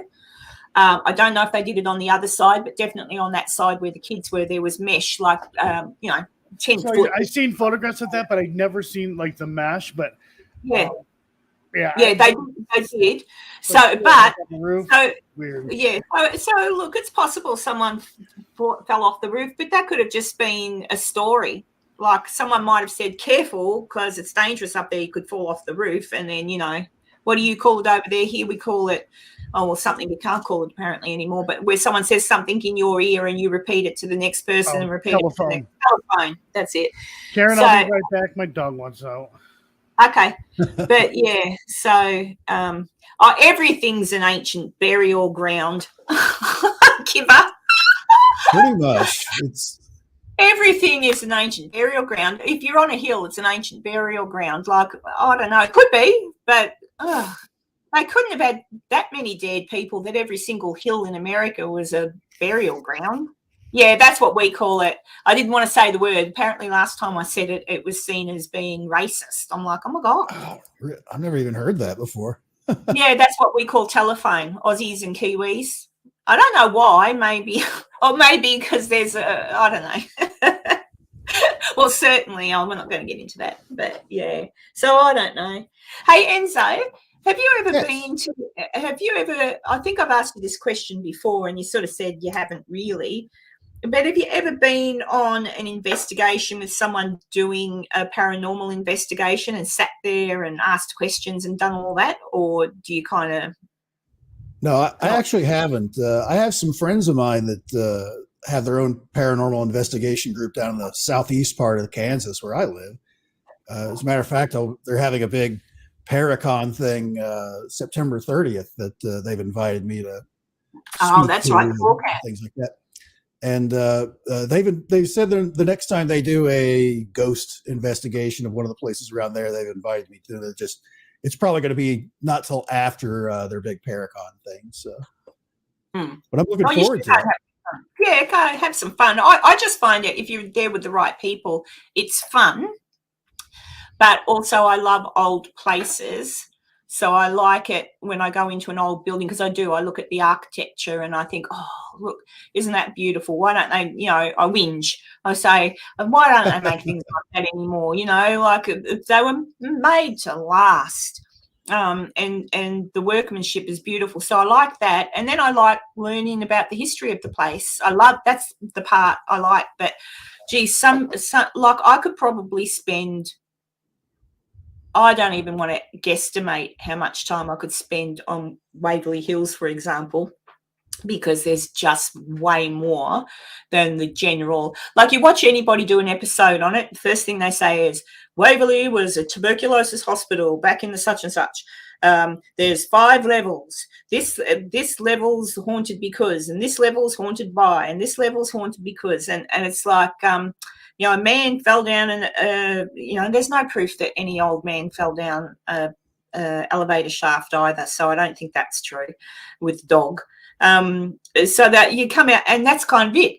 But then when I looked into the history, and I thought, oh my Lord, like it was built with very good intention, extremely good intention. It was well built. It had all, yeah, an idiot on a motorbike. Wow. Those mosquitoes are huge down there. Oh no. But yeah, it's kind of like, look, I don't know. It's just, but when you look at it again, I understand why the ghosty thing is important to Waverley, because they need money. I'm not saying it's not haunted, because I mean, I even in reviewing some of my footage, I've heard a few funny, odd things. But the problem with Waverley itself as an old building is it's open to the elements. There are no windows. There are some where they've fixed them at the front of the building up near the top, but nearly every window is broken. Well, actually, I think every window is broken. And they're covered with tarps which flap in the wind, which people will see that when I put my episode together. So the noises you hear, unless it's a definite hello or g'day, how are you going, or whatever, you can't say it's a ghost, because it could just be funny stuff happening with your hearing. People say they see shadow figures, etc., etc. Well, the way it's open to the elements, like the full moon shining through from the what used to be where they'd sit, the it's got a name, like the patio, like the where they would put the beds outside, open into the rooms, and so the rooms doors are open, which open directly into the passageway of the building. So it's just probably, it could be anything. So I didn't see any shadow people, and I was trying. But that doesn't mean that they don't exist. You can never say nothing exists just because you don't see it. But then again, hey, Catherine. But yeah, it's an interesting. It's just, for me, it was awesome to be there, because it's historical, and now that I've gone into the history of the place,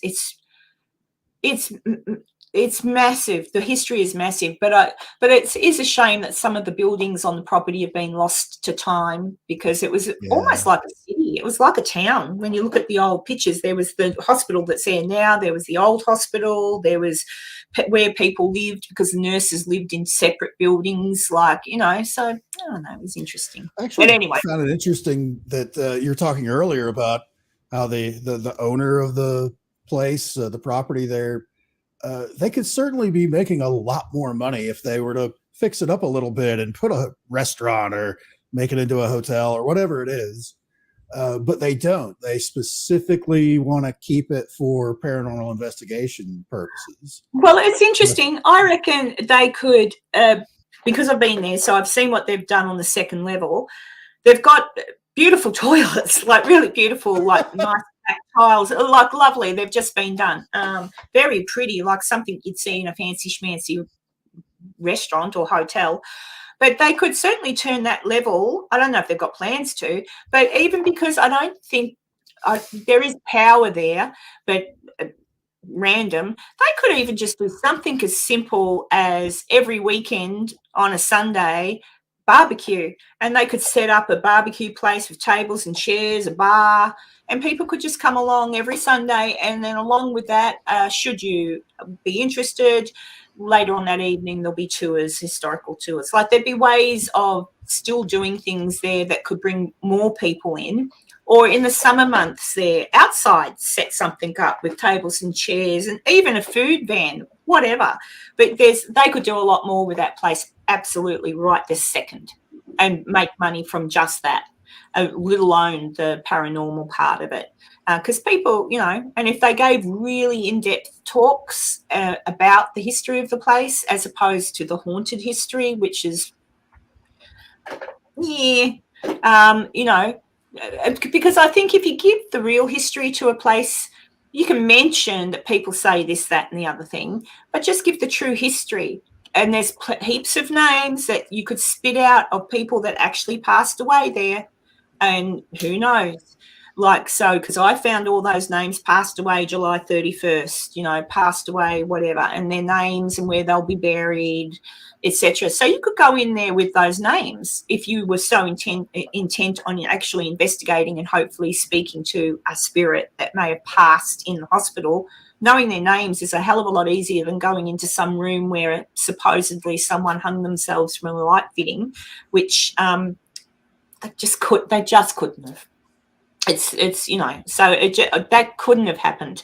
I've been told that there's proof that it did, but then where's the proof? Who's got the proof, and where is it, and why not submit that? But it's just, I don't know. Go into a place with respect for the property, respect for its actual history and the people who were there. And nobody that I have seen has had a bad word. And I've watched a few interviews and read up a few things. No one that was a patient there had a bad word about the place. One did said there was a nurse that was a bit annoying, but that's normal. One said a doctor, like one lady went there and she was told she'd be there for 2 months.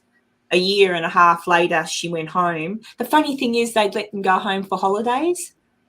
So she had to stay in the hospital for treatment to get better, but she would be allowed out on holidays. And I thought, oh, my God. And she was one who had the a treatment where they push air into the lung to deflate it. And I think about that now and I think, oh, my God. She described it as feeling like she was suffocating. Well, you just had one lung deflated. So she talked all about that. But she said everyone there was lovely. She said when people passed away, what was the rationale for that? To like push the bad air out? Is it something like that? A lot of it was experimental. The theory was that you collapse the lung to give it time to rest and heal.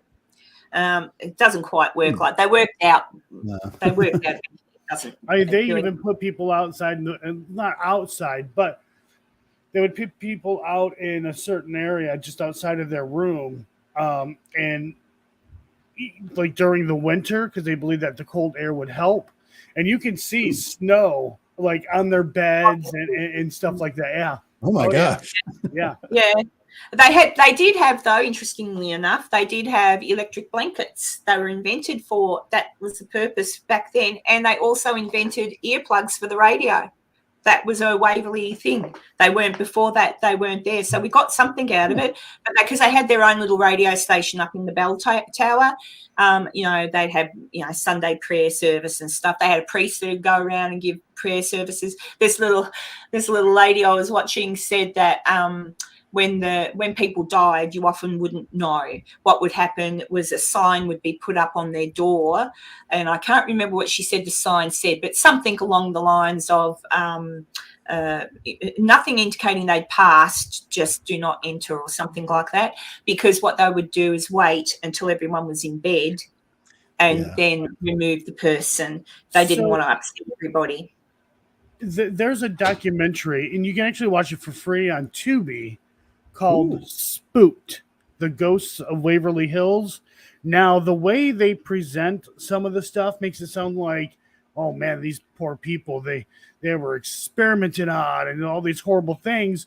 But it wasn't for the intentions weren't anything meant to be bad. It was they really were trying to help these people out. So if you watch Spooked of Ghosts of Waverly Hills on Tubi, overlook that. Now, there's a friend of mine named Keith Age who's in that documentary. He was the first person to go in there and investigate Waverly Hills and stuff like that.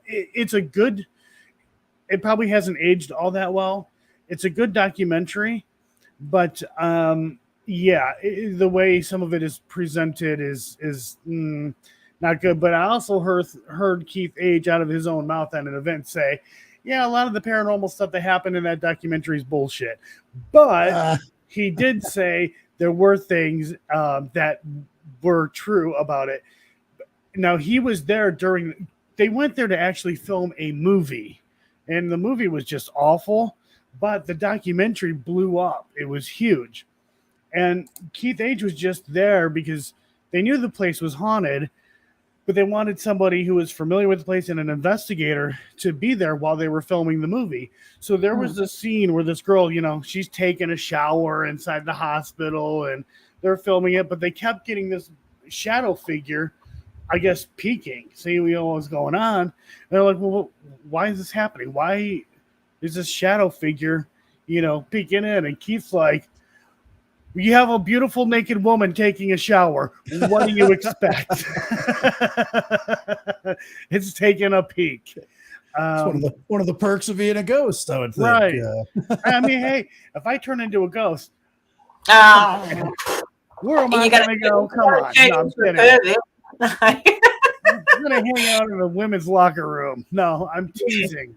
Look, that's why when I've done my research, I was trying to find. Oh my God!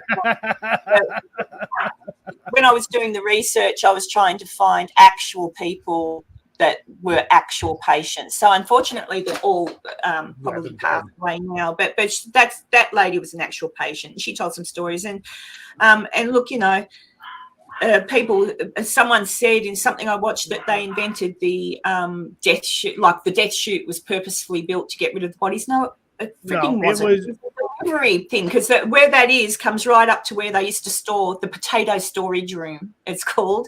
So that's what that was for. That was for delivery. That's where a lot of employees came in and out of. A lot of the supplies came in and out of. And yes, bodies did go out that way. Yes, they did try to move bodies without patients seeing it, because they wanted.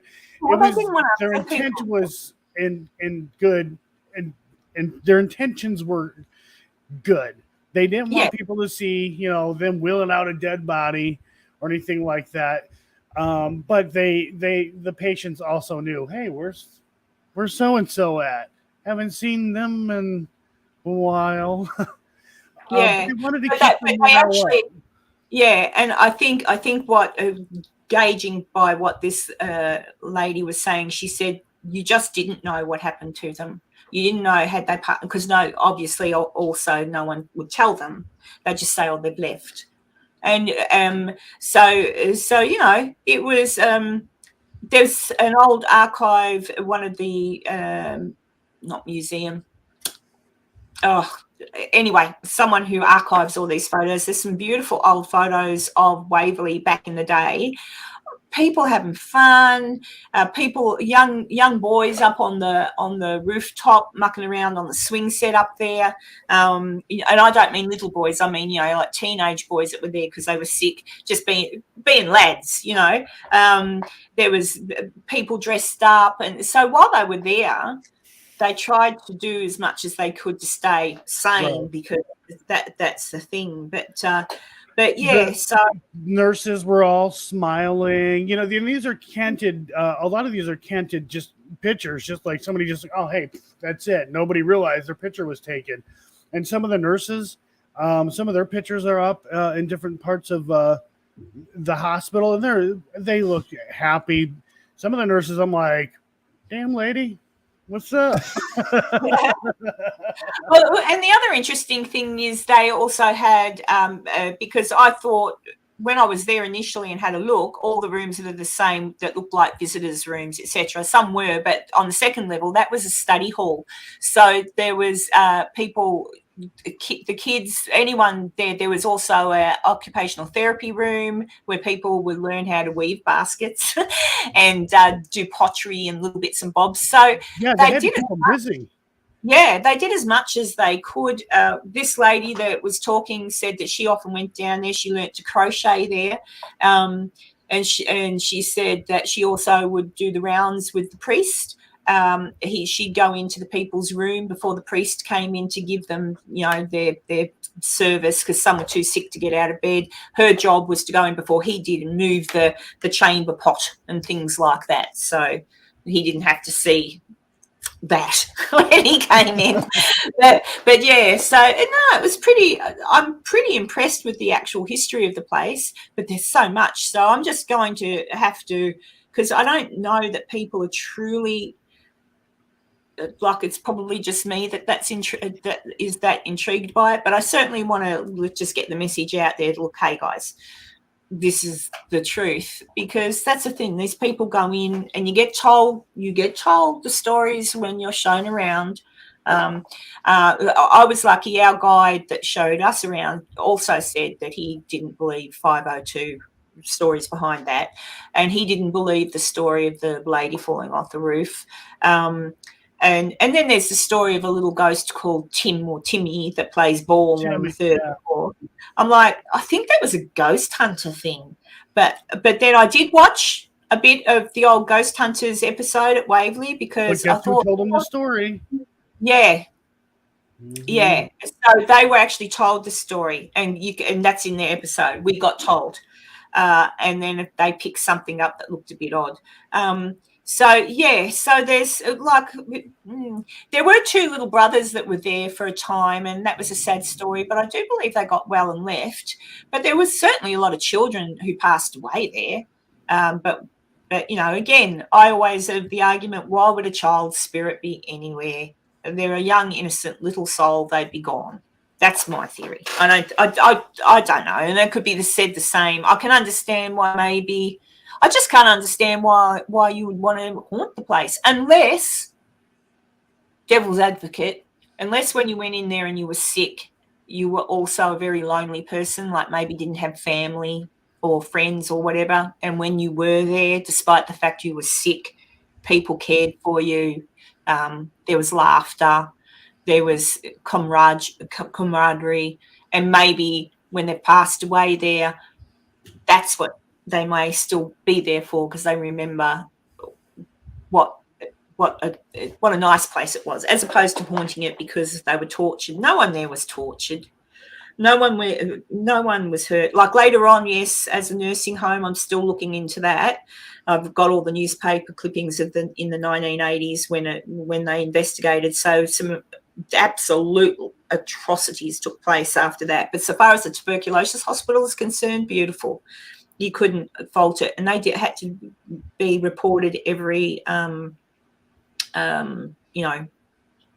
think annual reports where people came through and picked apart, because it was public money, so it had to be watched. The nursing home wasn't; that was privately run, and that's when you run into problems.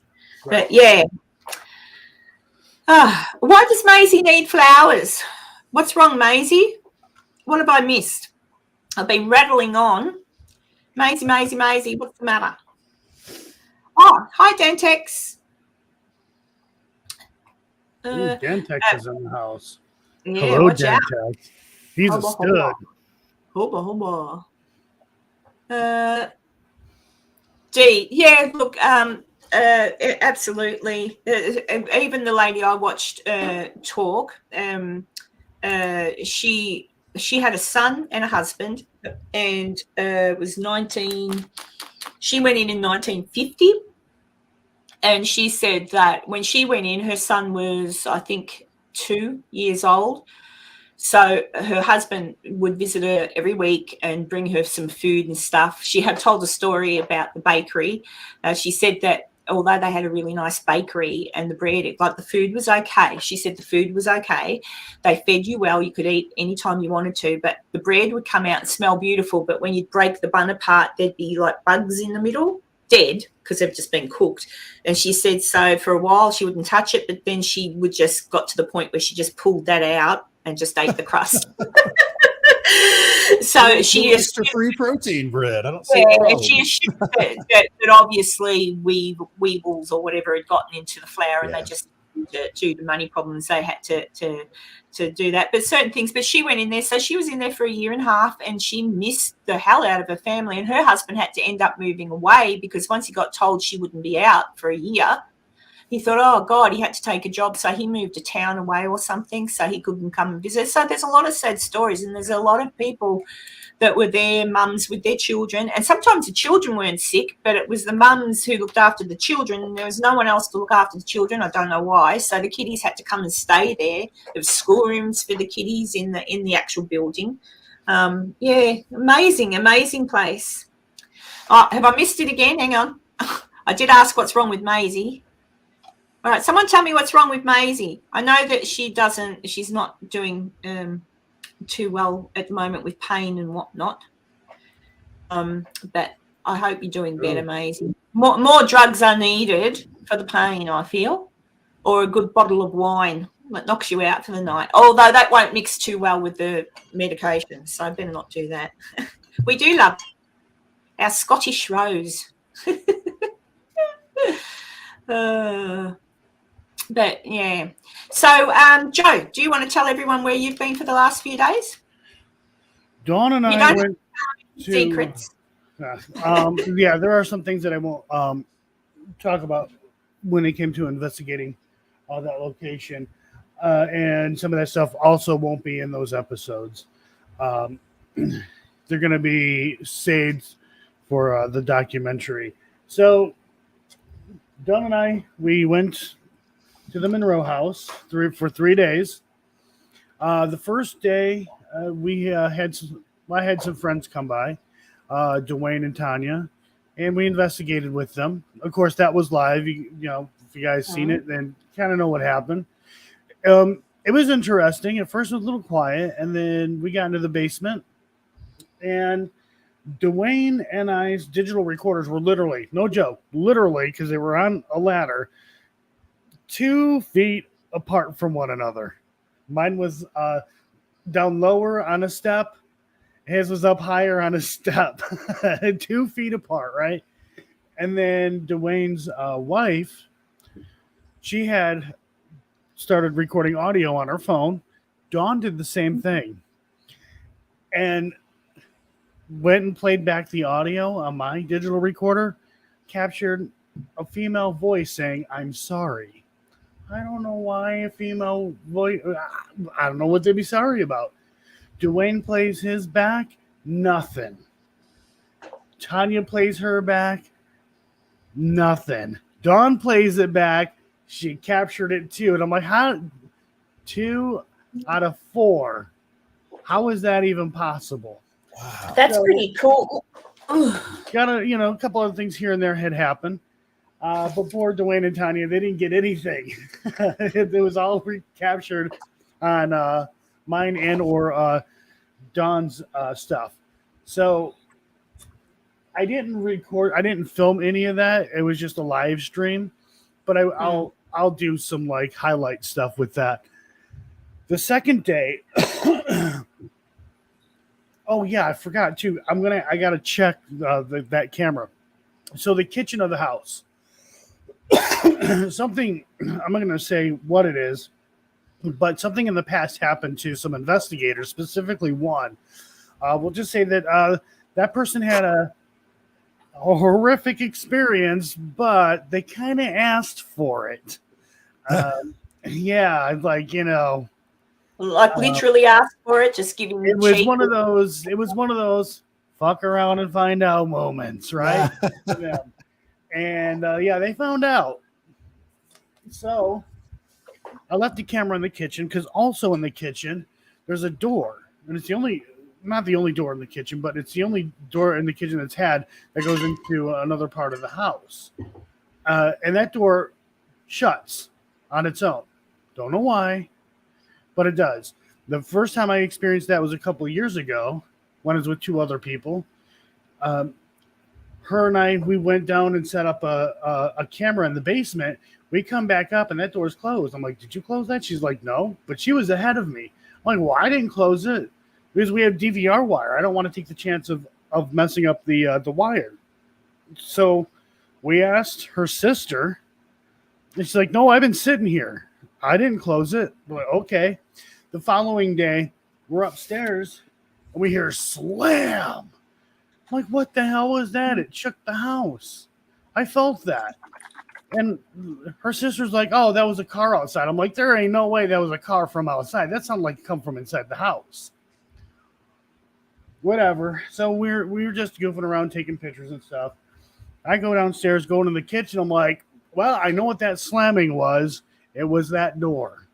Ever since then, I've always put a camera facing that door, hoping to capture it. So Dawn was in the house. She was by herself. She was in the kitchen.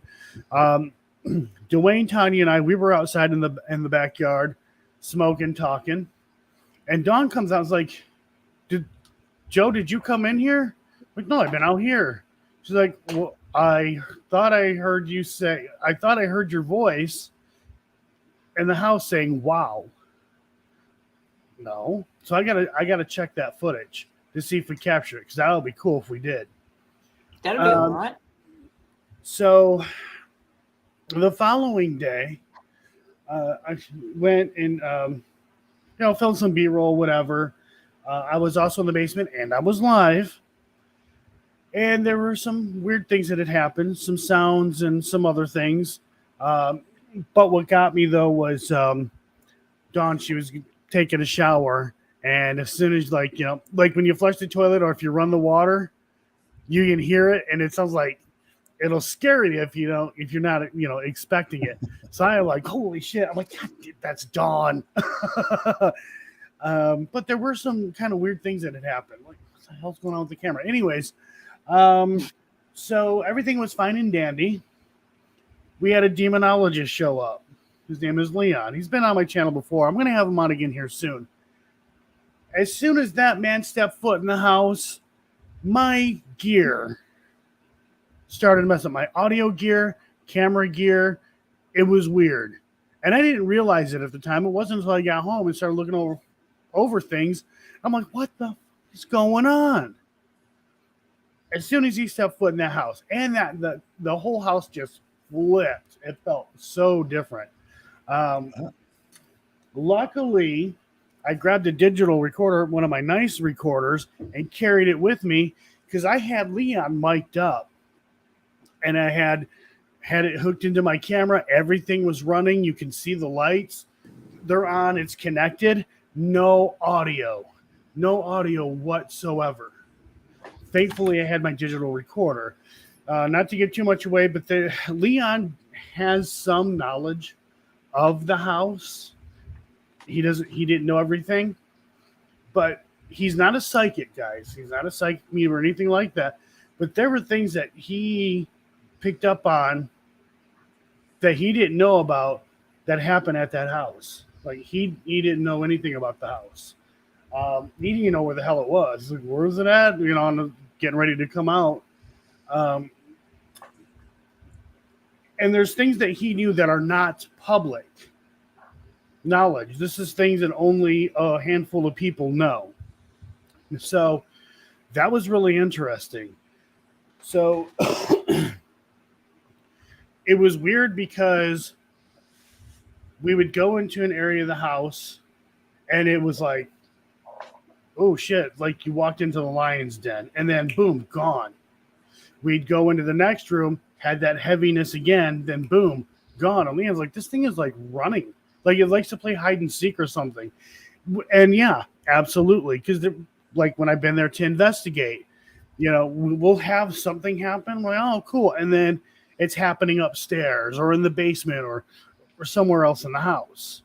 And I've been at this point for quite some time where if I hear a sound and it's not in the room, I'm not getting up to find out because I am not playing that game.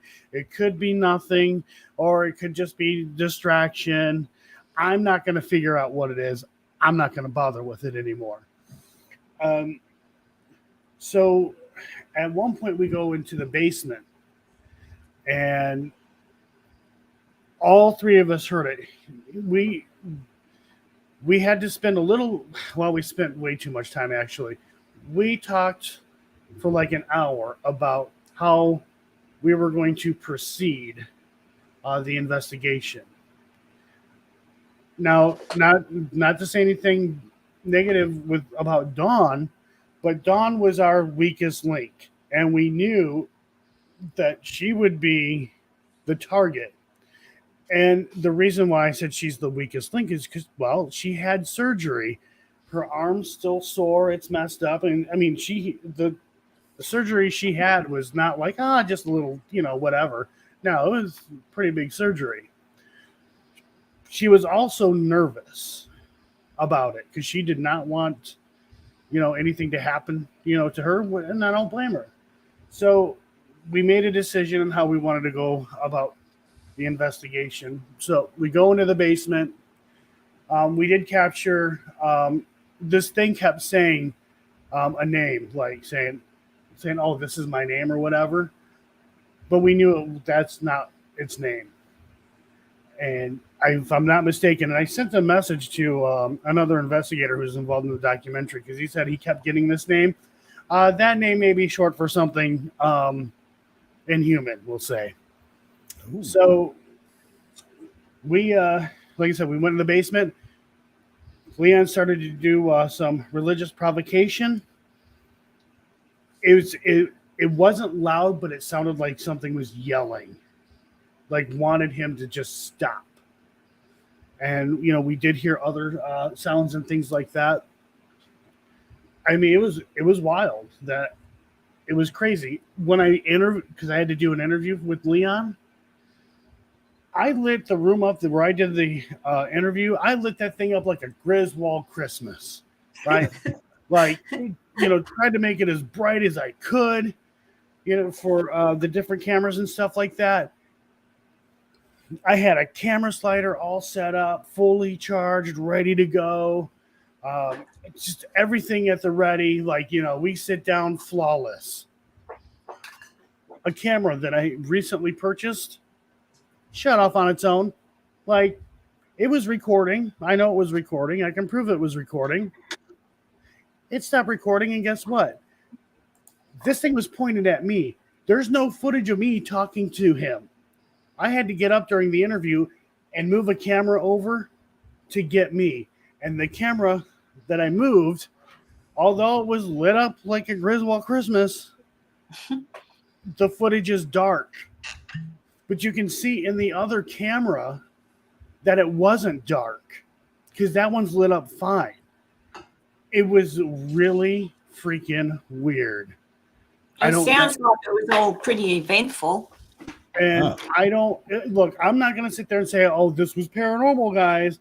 I don't know, but it was just weird that as soon as he stepped foot in this house, all of a sudden, shit went downhill.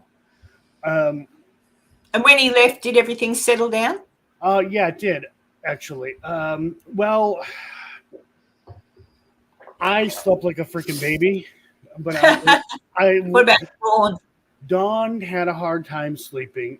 She was very nervous. I think so. It's a very psychological haunting, and I've talked about it, so I can say that it's a very psychological haunting. Well, it's a demonic haunt, and usually demonic hauntings are psychological.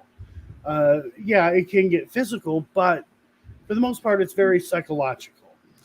And Dawn was saying that it sounded like somebody threw a freaking piano in the basement, like just slammed a big piano in the basement.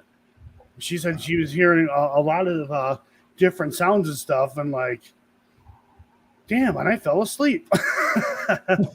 So I did leave. Excuse me. I did leave a digital recorder going and a camera going in the kitchen, and I'm hoping that they recorded long enough and they were still in a good spot so we could hear it. That's what I'm hoping, because if not, then the problem is that Dawn's not going to make shit up, because she knows shit's being recorded. She knew the cameras were a camera was going, a digital recorder was going. And this can happen. You'll hear a lot of investigators talk about this, where somebody can hear something and it's not recorded on anything, or they're the only person that heard it, and that's because it was only meant for them and no one else. And that's more of a psychological thing than like the physical stuff. So with this episode, yeah, there are I am going to leave certain things out. A couple reasons. One, documentary. The other is I've been doing this for 30 years on and off.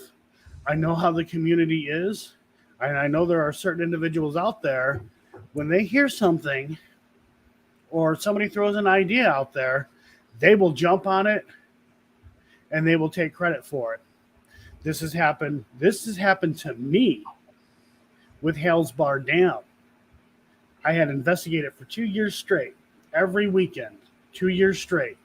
And then a YouTuber is like, "Oh, I'm gonna go there, and I'm gonna have this guy say that I'm the first investigator to ever investigate this place by myself." And I confronted him. So if anybody wants to know, it was Franco,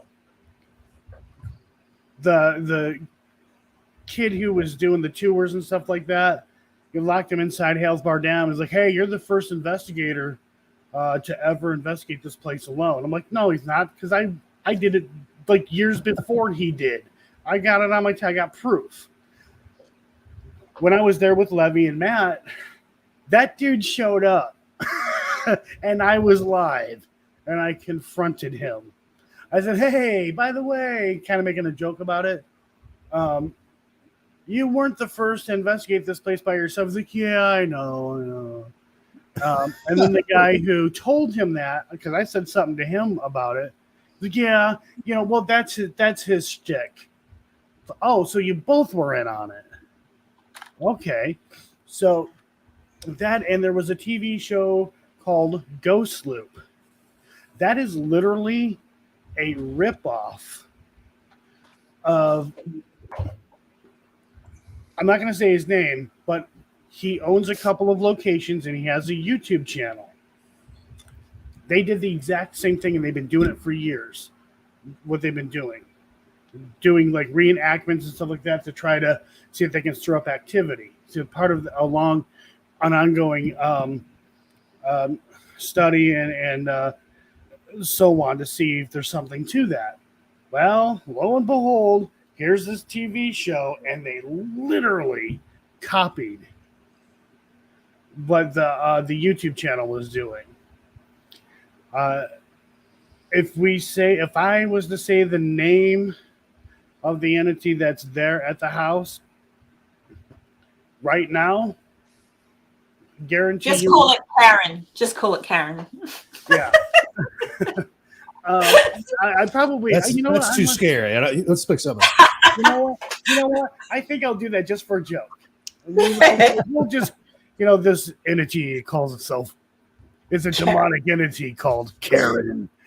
Yeah, but if I was to throw that name out there, I guarantee you, in less than a month, a YouTuber's gonna be like, "Oh, I found out the name of this thing," and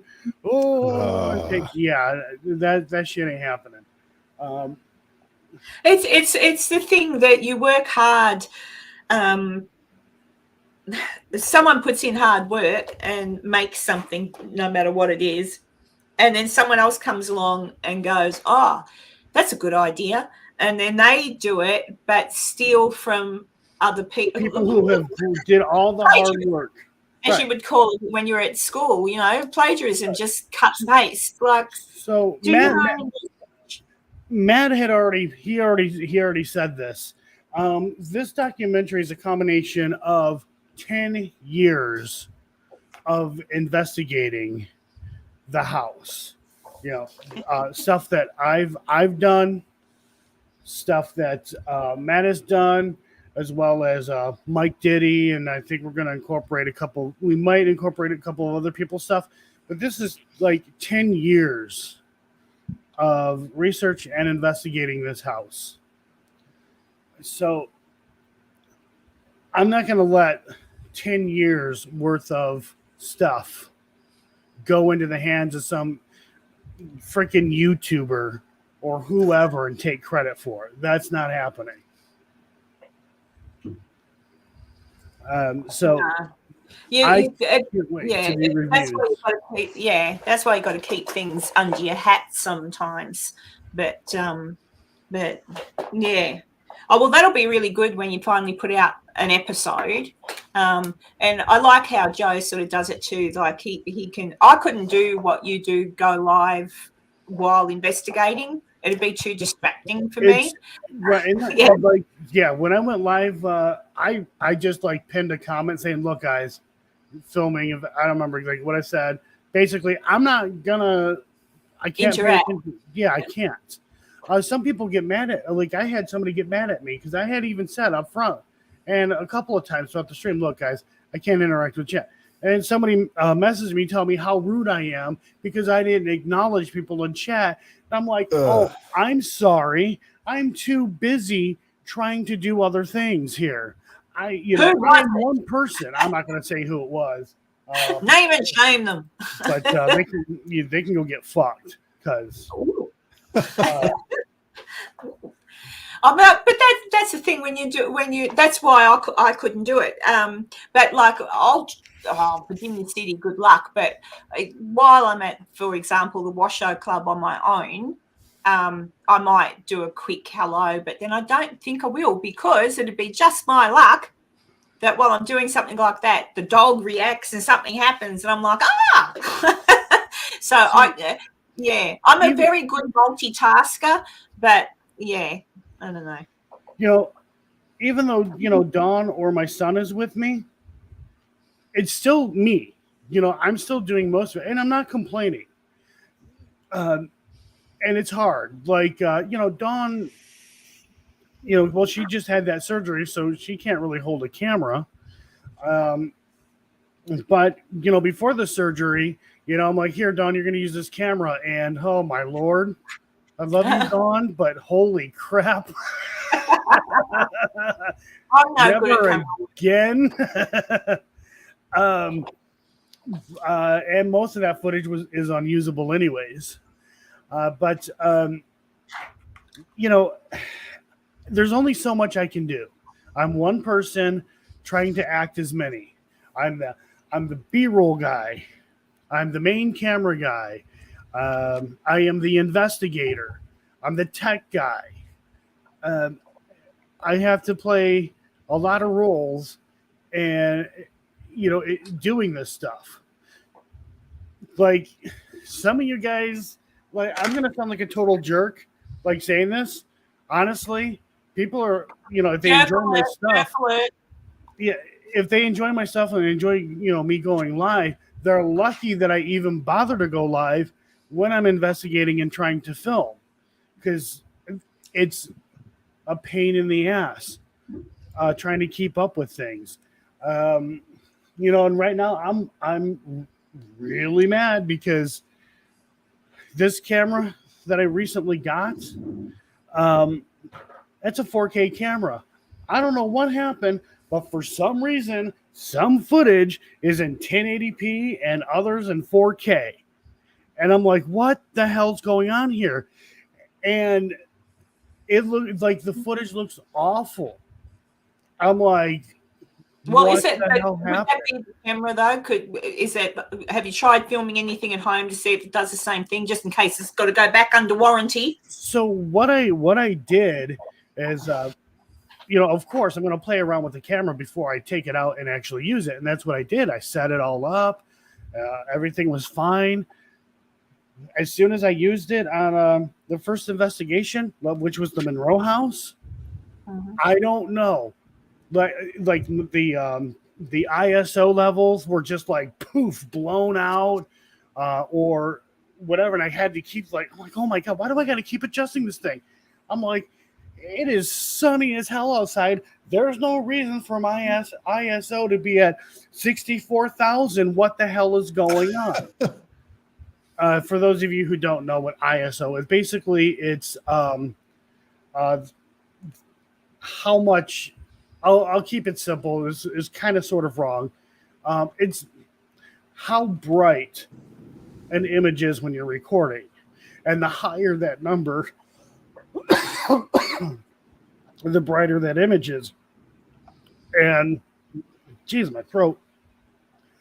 The only reason why you would want to go at a higher ISO when you're filming is if low light or you're in the dark and you have, even more low light, which then introduce something that we call noise. And it just looks kind of pixelated or whatever. So we have to be careful of that as well. So there's this balancing act that we have to do when we're filming. And even audio, like from my digital recorders, I had those set up, never mess with the settings. One audio file that I have, and I hope to God that I didn't capture anything. It sounds like the mic was just way too hot. I went to listen to it. I'm like, holy shit. So I took the headphones off my ears. I turned my speakers down, slowly raised them back up. And I'm like, what the hell just happened? One file out of all the stuff that I recorded. Did the other camera you were using, did that misbehave? No, the cinema camera was absolutely fine. It worked flawless. So double check. I'm not trying to, burst the balloon, but I would double check the camera, and if it does it at home, like set it up at home. If it does it, send it back, get another one, tell them to replace it. Like, it's set up. Let me get to it.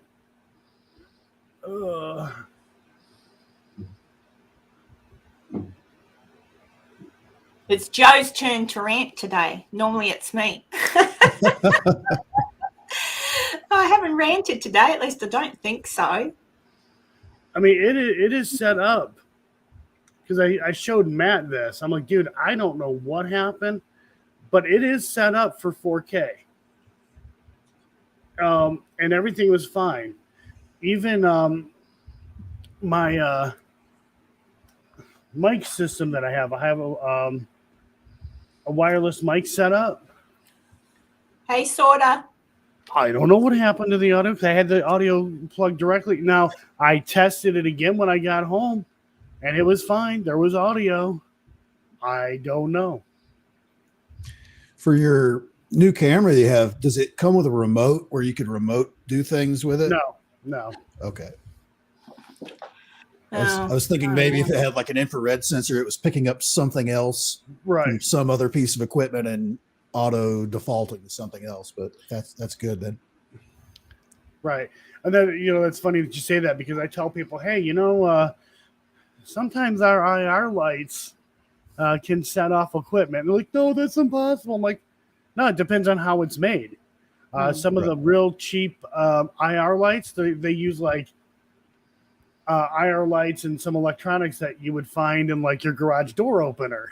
And it sends a signal which can, I'm not saying it does it all the time, but it can set off certain equipment. I know I thought it was my dead light, but as it turned out, it was somebody else's.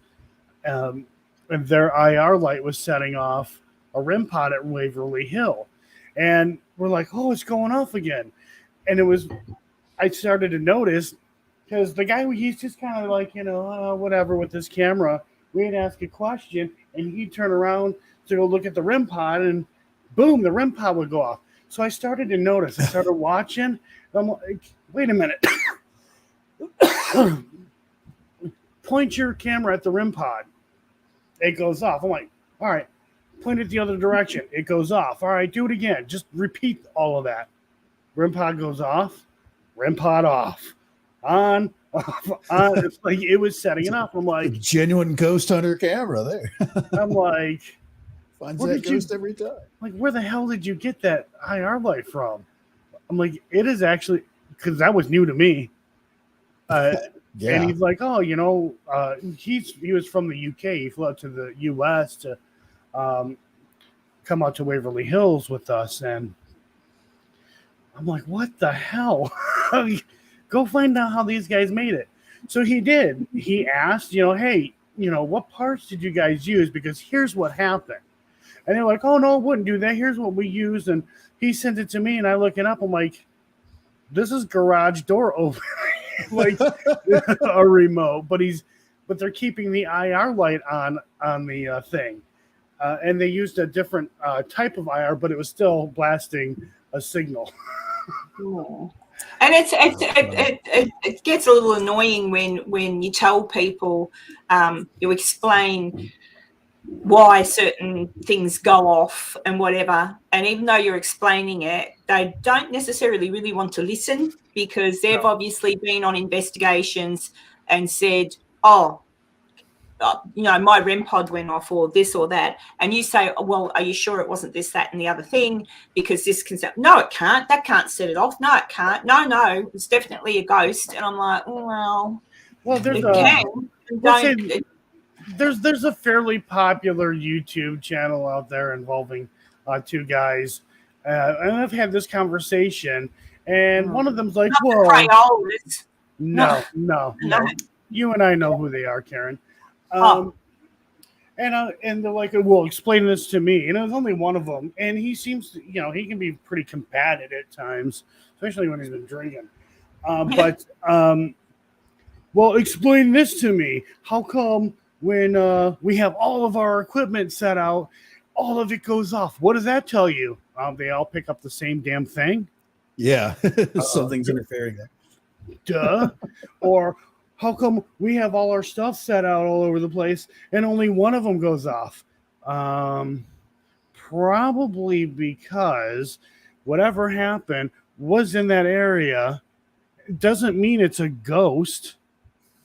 I've seen some crazy things where like somebody goes to use the walkie-talkie and only one piece of equipment actually goes off because of the walkie-talkie. But you go and investigate with somebody else who has the same kind of equipment and they go use a walkie-talkie. All of a sudden, all of their stuff goes off, or a lot of their stuff goes off. And it's kind of like, there's some build quality issues going on out there. Yeah, because that's the thing. Equipment's equipment, but it's just like I am by no stretch of the imagination. I've learned everything that I know from listening to Joe and watching others investigate and asking questions. You found out. And then I found the absolutely the CB radio on was being used outside of the building, and like not too far away, but far away enough you would think it wouldn't make a difference. And so we went outside and we could hear the CB radio go off, so you could hear it because it was really late at night. And sure enough, as it went off, the REM pod went off. Cray, like light lit up. When it shut off, it shut off. Like we checked it. And there's about a second delay between when you hear the CB radio and when the device goes off, depending on how far away it is. But some people are like, oh, no, that's CB radio or whatever it was. Oh, it was like a mile down the road. It's a CB radio. It is made for long distance. It isn't like one of those little CB radios that, you attach to your little, Ford F-150 or Ford Ranger or your car or whatever. No, these things are made to communicate like miles. And if you're around water, that just increases its distance. Yeah. So there you go. You took the pressure off today, Joe. You've just been talking away. You've been a real Karen today. Normally it's me that just goes blah, blah, blah, blah, blah. But today you did. But it was interesting. Well, I'm certainly interested in seeing what ends up happening in, the documentary, yes, but more so what you've come up with, because, that'll be pretty cool. And I think it's good that you do, like I say, I couldn't do the live. I want to, I would love to, but I won't, because I'd feel the need to actually read people's comments, and then I might miss something. So even when I tell people, hey guys, look, here's what I'm going to do. When I'm at a location and I'm going to live stream an investigation, I'll spend 5 or 10 minutes with you guys, talk to you guys after that. But even then, I have people sending me messages. Hey, I made this comment. It's like, why are you messaging me? I'm not going to see the message. I'm live. Why are you sitting? You're disrupting, because the phone's going to vibrate, or it's going to make that sound. It's going to be piercing in people's ears. I'm sorry. That was you. It was me. No, I don't think it was. I actually that demon Karen again. I had Joe messages, not knowing where he is or what, not knowing he's live or whatever. I've sent Joe messages while he was at the Munro House, but yeah, I hope I certainly didn't interfere with anything. I don't think it was while he was live. No, I was not. If I messaged you, I wasn't live and I wasn't doing anything at the time. I won't say who it is, but I actually blocked somebody. I wasn't live. I wasn't really doing anything other than B-roll. And I mean, I was like, just don't fuck with me. I've got work to do. Because that's how I treat it. When I do B-roll and stuff like that, it is work. Like, it is literally work. But I had a guy who was messaging me like, hey, look, it's being nice. I'm like, hey, look, I'm busy at the moment. I got this stuff to do. I'm, investigating whatever. Just hit me up later. I put my phone on silent. About an hour later, I go check messages, see what's going on. And I have tons of messages from this guy to the point where he was getting mad at me because I wasn't responding to his messages, even though, and I even went back to check to see if maybe it wasn't just in my head, but I told him, hey, later, I'll talk to you later. I'm busy. Message me later. He got mad at me. Why are you ignoring me? Oh, he sounds like a woman. Did I do that's pretty needy. Did I do something wrong? Did I say something to offend you? Then he started getting pissy. You're not being a really good friend. I'm like, you know what? Fuck you. Block. Oh, D. And I didn't really mean that. Not all women are like that. Men do that too. Yeah, no, it was a guy. See? It drives me nuts. Jeez. Does that happen to you, Enzo? Have you ever had to block anybody? No. Mostly because nobody ever messages me for anything. Hey, I messaged you. I blocked you a long time ago. I get messages, quite a bit throughout the day, but it's like it never fails. Every time I go to a place to investigate, I'm like, fuck. It doesn't stop. I'm busy. Well, turn the phone off. Well, see, sometimes you have to do that. Yeah, sometimes, but the thing though is that when you have kids, there might be an emergency. Like if I didn't have kids, I'd be like, yeah, whatever. The phone's off. I don't give a shit. But you never know. I mean, my kids are adults, but you never know. There could be an emergency. And, I got grandkids too, so you never know. So yeah, it drives me nuts. However, I will say it was a miracle that I didn't get any messages for like an hour when I was interviewing Leon, because I had my iPad and I was. See, the demon was nice to you that day. He gave you a break for an hour. No, I just did other bullshit.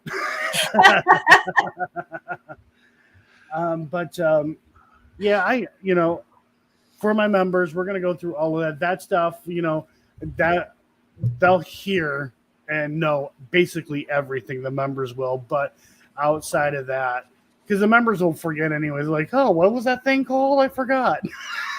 And I'll never go back to bother to watch again. But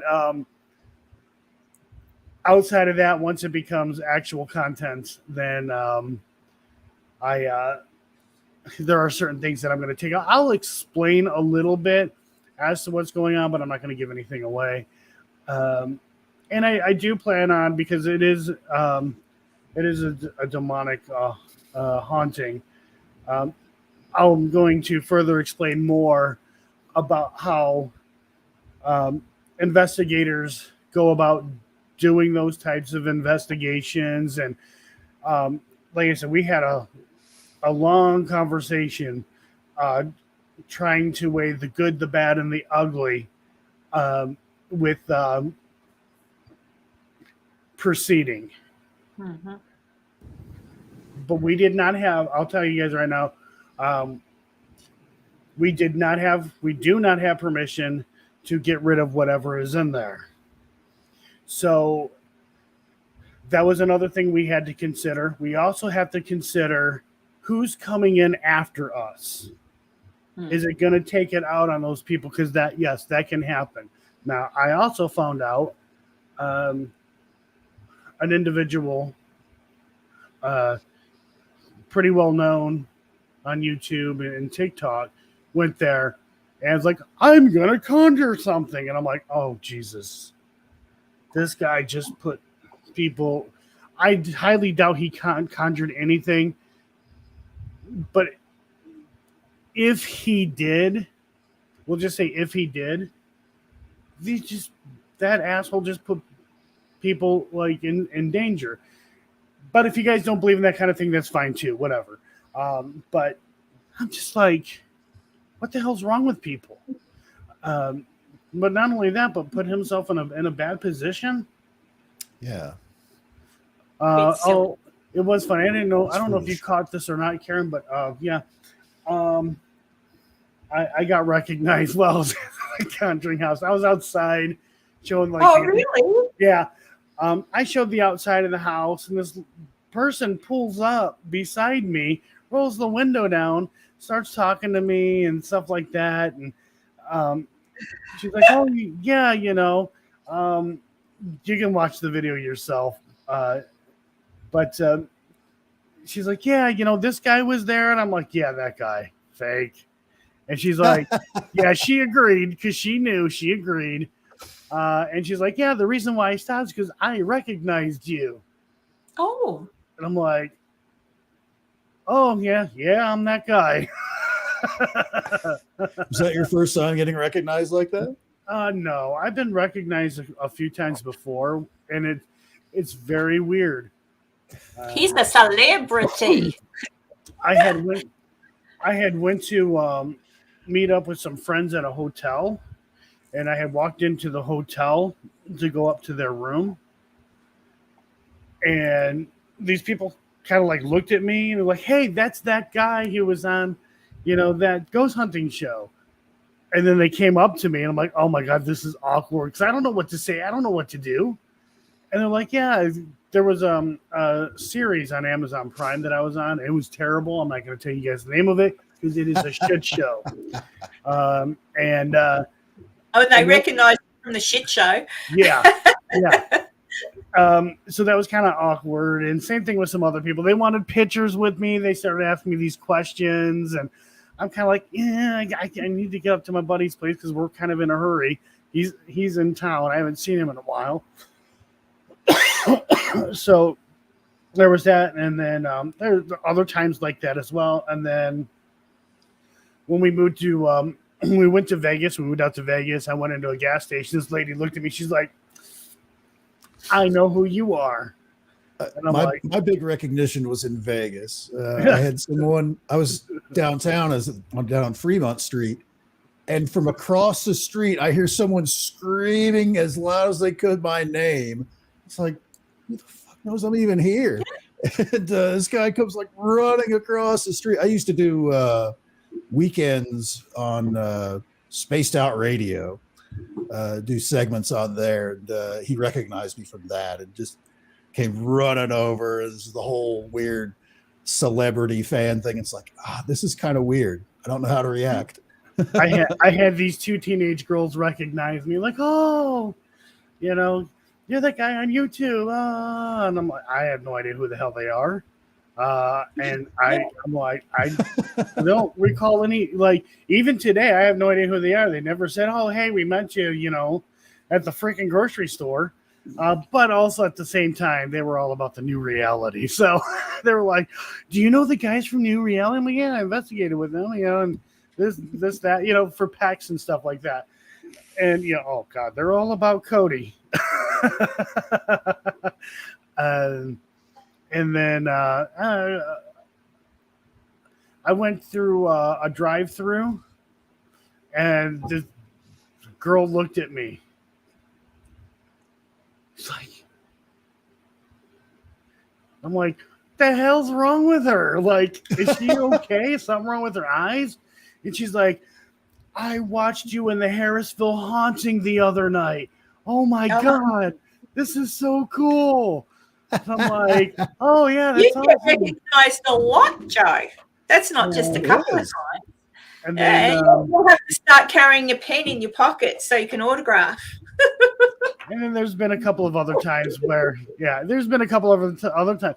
but it's so bizarre. It's so weird to me. We all know who Tom Petty is. Tom Petty hated going out in public because people. Oh, I thought you were going to say he recognized you once. No, not Tom Petty. If he recognized me, something very wrong happened in his career. Tom Petty, and a lot of other people, but Tom Petty said, he hated going out in public because it was so awkward to him. People coming up to him wanting his autograph, and he's just like, I'm just a guy. Just a guy, yeah. So it was bizarre. So he never left his house. The only time he left his house was, really to go on tour. But I hear that from a lot of other people too, that are like, it's so strange. It's like, why do people get that? It's weird. The basics is everybody watches you or Enzo, sees your face, sees you talking, and you've got to remember it's like you're talking to the viewer. And that's the point of it. You're talking to the person who's viewing your content. So they get a personal connection from watching you talk to them. You're looking in the camera and you're talking to them and you're explaining things. So somewhere in your brain, in any person's brain, there's a disconnect, which is like if I was in the street and I saw Keanu Reeves, I'd go, oh my God, it's Keanu Reeves. Would I walk up to him? No, because I know he wants to, But if he caught my eye or something, I'd probably go,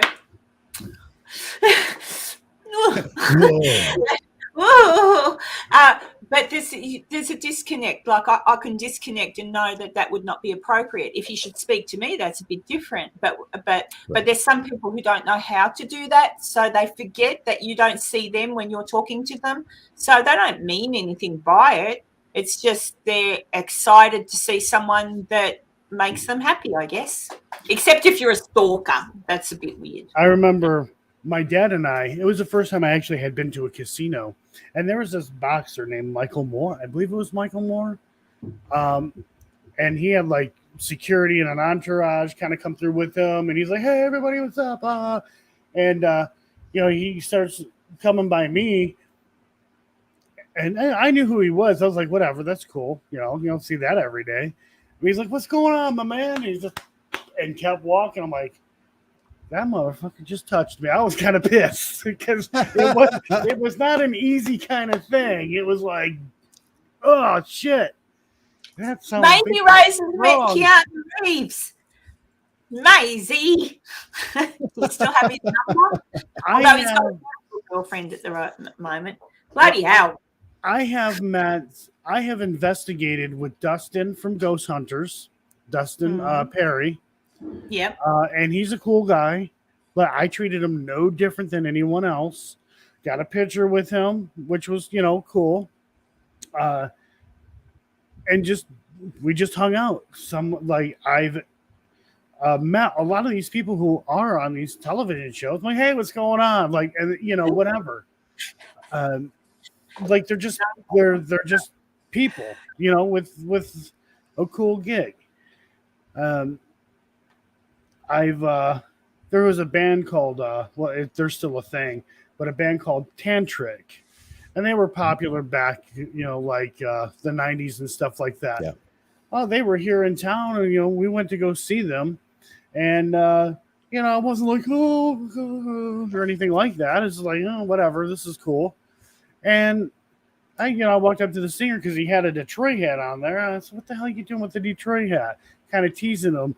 He kind of looked at me and said, yeah, I'm from Michigan. And, and we talked or whatever. But then he's like, hey, you want to get a picture with me? I wasn't going to ask for a picture with him. I didn't care. It was cool, but I was never going to ask. I'm like, well, I mean, if you really want me to get a picture with you. He's like, yeah, let's do that.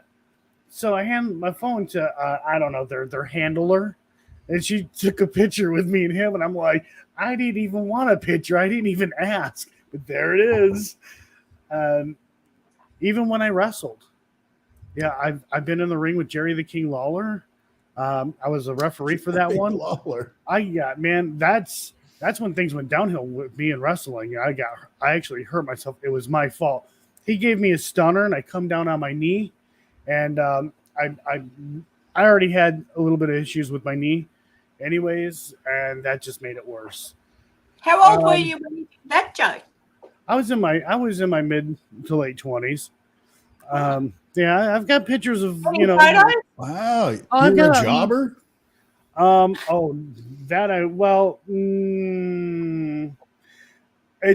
That actually depends.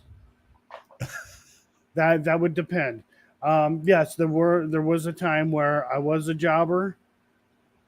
They just needed somebody in the ring to work with another wrestler because of the way things were. So as soon as I was done with that, dang it, my throat, it's all itchy. As soon as I was done with that, I had to run in the locker room, get changed, throw on the referee shit, run back out to the ring. And see, part of my training was being a referee, because when you're in the ring and you can see what's going on, you pick up on it. You see what's going on. You see how certain things are done. And I'm like, these guys are just looking for an excuse to have a freaking referee. But no, even the wrestler was like, yeah, that's, hey, that's how I learned, or though that's the best way to learn, because you're in there, you know what's going on. You can hear the directions that are given, who's leading, and how things work and stuff like that. But if I didn't have to hide my face and I wasn't refereeing, I was not a jobber. I'm just sharing this for Cheryl, who does not know who Tom Hiddleston is. There you go, Tanya. Get your dose of Tom before the restraining order kicks in. That guy's been in a lot of stuff. He was actually a host for Ghost Hunters Live one year. And yeah, he got screamed at by the producer in his earpiece. I'm not sure, like he messed something up or something happened, and you can hear the producer in his ear screaming at him on the live, and you could tell that he was a little aggravated by that. And then they had somebody else, some actress on there as a special guest as well. And what she was wearing, again, they were like yoga pants, but it looked like she had nothing on. And so they had this little segment, where she's investigating with them. They cut away. Something else is going on. They cut back to her, and she's got a sweater wrapped around her. They're trying to hide her butt and the front side.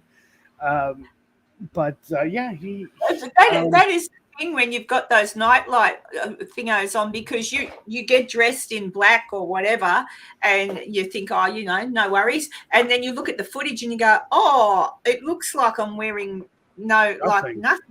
Like it's yeah, I've run into that. There's some investigations I've done where I just could not put them on YouTube. No matter what I did, there was no way that I could hide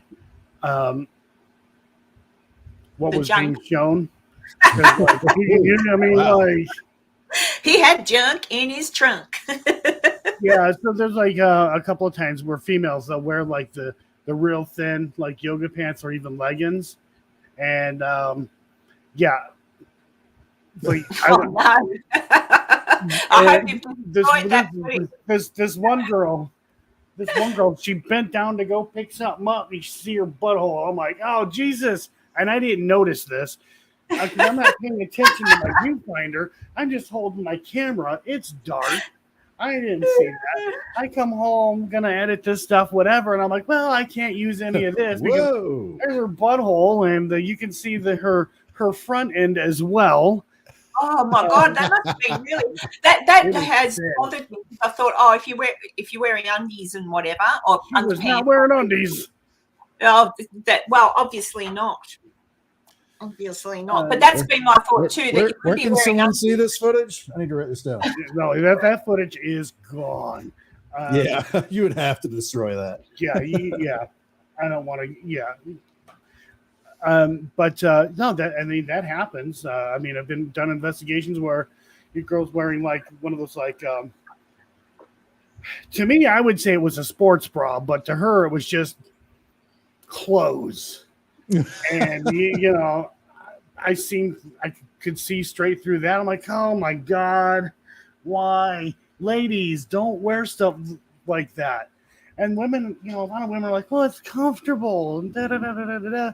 It's like, our IR lights are powerful. Like the dead, because I and quite a few others, we use dead lights, and they are powerful lights. They are powerful IR lights. And it's not like we're trying to be perverted or anything like that. But ladies, when you go on investigations, please do not wear leggings or yoga pants. If you're wearing a thin shirt, wear a bra. The boys can. But mind you, you don't want to see any of that, really. And then that would be imagine that. We haven't talked about this in a while. I'm going to talk with Joe after the show about camera specifics. That's what he talking about. So this used to be a little thing on my channel where we talk about a crushed hamster. And here's the story behind this real quick. I was helping a friend out. I was helping a friend out. He started a new team, and the people on there, they were new. They really didn't know how to investigate or anything like that. He just wanted to start fresh. And I'm like, oh God, dude, good luck. So I went ahead and helped him out. Well, I'm sitting in a room watching the security camera, which is night vision, and this lady, let's say she was quite fluffy. Nothing wrong with that. She's walking towards the camera, and I'm like, oh my God. And I turned away. I'm like, shit. I'm like, did he not tell them what to wear? Like, holy crap. So then female that she had experience. She was helping them out too. She come in the room like, you have to see this. You have to tell her she's got to cover up. And I took the DVR system and I rolled it back. And I said, do you see that? And she's like, oh my God. And I'm like, yeah. I'm like, oh my God, it looks like she's got a crushed hamster up front. And something to that effect. So she gets the lady, tells her to come in, and she's like, hey, look, did Dan tell you what to wear? Like, the kind of clothing you should wear on investigations and why? She's like, yeah, but these are comfortable. She's like, okay, so I have to show you something. And I looked away. I didn't want to see that shit again. She showed the footage. She's like, oh my God. She's like, who noticed that? You? She's like, no, Joe did. And she tried to accuse me of being a pervert. And I'm like, first off, lady, I'm just sitting here watching the security camera. You're walking towards it. I'm like, you can't fucking miss it. It looks like you got a crushed hamster up front. Like, you can't miss the damn thing. I'm like, and I'm only telling you this so you can cover up. And the next time you go on investigations, you need to be aware that you may be in a situation where these IR lights are powerful. They may see through your clothing. I'm trying to do you a favor. I'm like, I did not want to see that. I am not interested in that way at all. Making that very clear. Oh no, I was a pervert. I was a pervert because I noticed that. If you were a pervert, you wouldn't have said anything. You just right. I would have been like, hey, can I get a copy of that? Yeah. Oh. I wonder where you could see something like that today.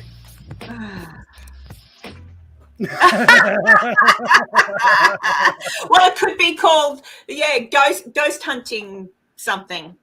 All the footage that you can't use in an investigation and pop it on. I used to joke ghosts and other horrors. I used to joke around. And, no, I like that one, ghosts. So I used to joke around.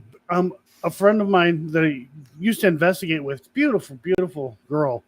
But I don't know why. And I always told her, Christina, stop.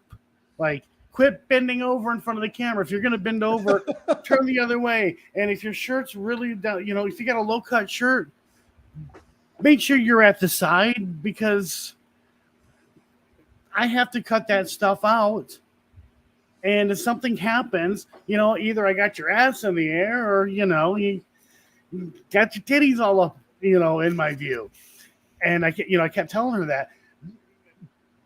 But it was funny because, again, I investigate with a lot of different people. I said, I'm going to start a YouTube channel and call it Paranormal Booty Shots. I've got like years worth of freaking booty shots. Subscribe right now. And I'm I tell already you there. what, if I started a channel like that, I would have millions of subscribers. Tanya says crushed hamster paranormal. So for those of you who don't know who are members, if you see the hamster thing icon or whatever, that's what that's about. Oh, Princess Scary. Yeah, I had the COVID too. I thought I'd never catch it. We're about ready to go into another mask mandate thing here soon. Part 2. Yeah, Yeah. they're feeling the waters for that. Yeah, that's for sure. There's another variant apparently going around. Yeah. And oh no, not again. Just in time for the debates and upcoming election, guys. What? Strange things happening during an election year? How could that be? Yeah, right. Well, hey, the world has to be in peril when there's an election. They better not do it here. Summer's coming up. Oh, friggin'. There's not much you can do, though. That's the problem. If you get told and it's mandated, then you get, that's what I mean. We're like little meh. Well, at least airline tickets will be cheap. If they do a lockdown, it'll be a great time to fly. I was going to ask something, and then I do not comply. it just makes life difficult. I don't understand, but I don't want to talk about the C word. Yeah, the crushed hamster. Yeah, I've had a few friends who've passed from that. One guy did not take it serious. He get on Facebook and he's like, I'm not afraid of this stuff. I'm going to go out and do what I want. And he's out there. He's partying with a bunch of people at bars, out on the river and boats, just all over the place. And then he posts one day, hey, guys, I got COVID. This shit's no joke. He died July 4th, a day or two after he posted that. But he did make one joke. So, like, talking about, hey, if I die or whatever. And it was a joke. But yeah, he ended up dying. Oh gosh. Jeez. Oh, well, that's sad. And then people being assholes started making memes on him, taking some of his posts where he's like, COVID, whatever, no big deal, blah, blah, blah, blah. And then they were taking, what he was saying and turning those into a meme and then showing that he had died or showing his grave and stuff like that. That's nasty. That's messed up. Yeah. There's no need for that. That's someone's son. That's someone's husband, boyfriend, father. Yeah, that's not nice. But people don't think. Sometimes people don't think, but then you pull them up on it, and that'll show their true colours. Like if they just did it and sort of didn't really think and thought, oh geez, I didn't look. I'm so sorry. But then you get the ones that, touchy much, and I think, yeah, a little bit. Well, I'm glad you're on the mend anyway, Princess Scary. I don't know. Does anyone want to ask Joe or Enzo or me anything at all before I wind this up? Today I'm not going to go 4 hours, Enzo. Oh. Cutting it half this time.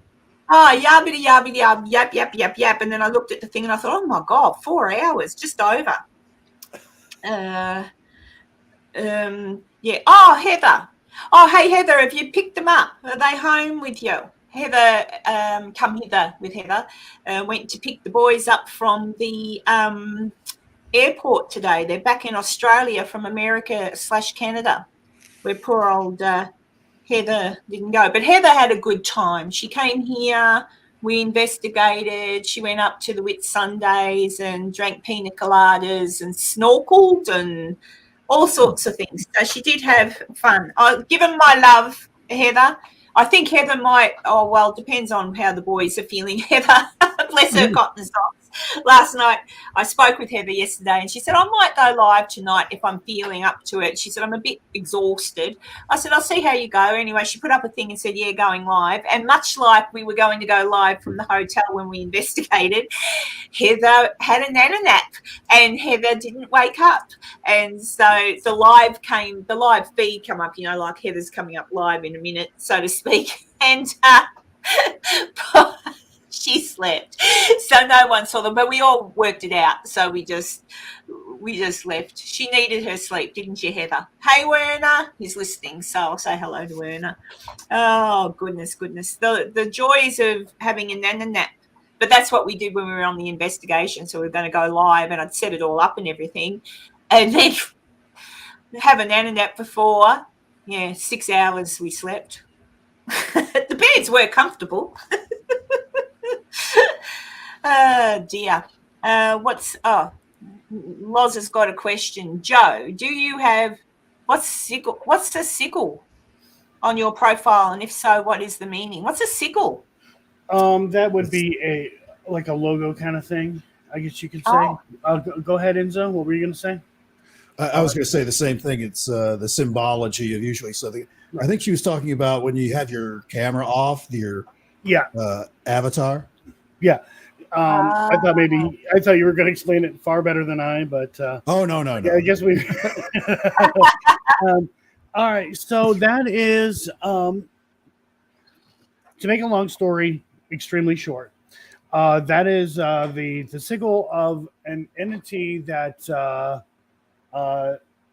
turned my life upside down a few years ago. It was not fun. Number 7. And it liked to call itself Seven. Now, I'm not the only person who has encountered Seven. If you guys watch the Harrisville Haunting, you guys will know that we did bring that up. That is the symbol of Asmodeus. For some reason, he likes to call himself Seven. I had to do a lot of research on this thing. Because somebody else had something going on, and I was involved in that case, and then, it did its thing to me and other people. I do have a lot of witnesses to that. But instead of going, oh no, ooh, I'm afraid, no, it's more like I'm going to take this, I'm going to flip it into something good. So, if you look at like the Old Testament, not just in the Bible, but other religious books, 7 actually represented destruction and chaos. And then for whatever reason, it was flipped into, the number 7, lucky number 7. And, 7's got, God's number and whatever. But if you guys do research on Asmodeus, first off, don't. But you will see that it is he's what you would call a relationship destroyer. And by relationships, it could be romantic relationships, marriages, even friendships. He is the 7th. See you, Sorta Rican. Thanks. Have a good night, Sorta. He is the 7th. They would call him the 7th Prince of Hell or something like that. Only if you believe in that stuff. Usually, Lilith, as they say, is associated with him in some form. So wherever there's one, sometimes there's the other. I've watched Supernatural. They had a character, Lilith. She was a naughty girl. Lilith was considered the first feminist. She was. They claim that she was Eve's first wife, but she didn't want that. She didn't want to have children or anything like that. So God was like, "See you later," and she went somewhere. I don't know where. And then poof, here's Eve. But yeah, people would consider her the first feminist. Again, I'm not saying this is true. I'm not saying it's real. I'm just saying this is the story. That thing, that turned my life upside down and many others. So I didn't actually plan on calling my channel was actually called Truth Paranormal. That's what it was called. Until the end. And then Matt's like, "Oh, you got to change it to something darker, whatever." Well, all right, fine, whatever. Entity 7, whatever. Kind of want to change it back, but if anybody does research on it, you may get butthurt by it because, again, it is a religious thing, and some people, I'm safe. Yeah. So some people may be offended by what this thing is capable of doing and making people do. The type of influence it has on individuals. But he is also the sin of lust. Now, lust can mean anything. A lot of people lust, ooh, sex, ooh. No, lust can be for power, fame, wealth, all kinds of things. Food. Lust is just an umbrella word for things that people just, absolutely want. So, like I said, you guys research that. I highly suggest you don't, because you go into a rabbit hole, and then next thing I know, I'm going to get messages and people. I think I ran into 7. I think 7's in my life. Please don't. Heather just put up that she's got enough. Yes, stay away from 7. Very naughty. Heather said she's got enough points to get a free flight to Brisbane. What about a free flight home, though? Like return trip? But yeah, Heather, if you've got 3 points and you get time off work, I've told her she can stay here with me. That's all good.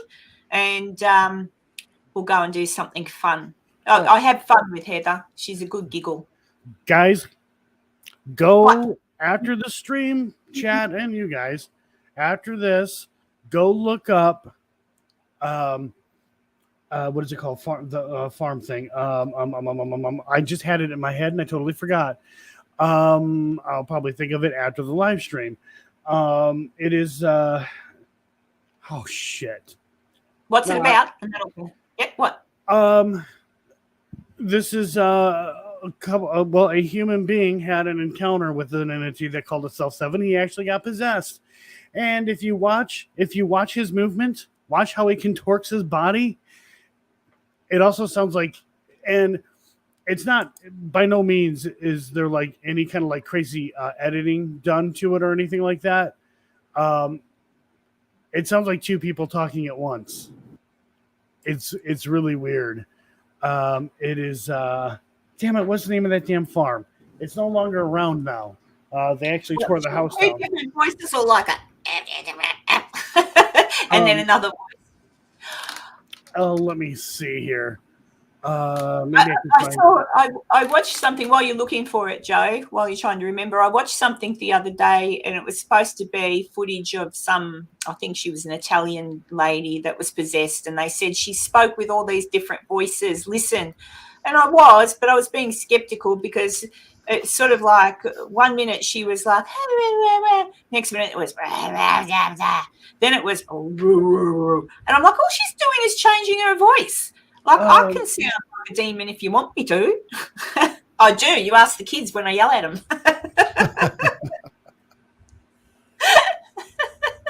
But yeah, go. Did you find it, Joe? I'm trying. I can't find it. Damn it. So it was a farm of some description? Yeah, it's a farmhouse.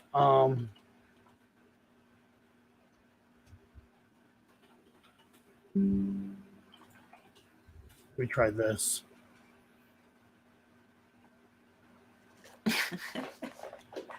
Oh my God. Why? I had it. It was right there. Even Miranda Ghost Biker explorations, she ran into it, and that was pretty wild. She had bruises on her inner thighs and something like you can see the teeth marks. Bit her. Sounds like a little bit of a rough time to me. Might Yeah. tell the husband to settle down a bit. Well, she's definitely not that kind of girl, and she Oh, is, okay. so God bless her.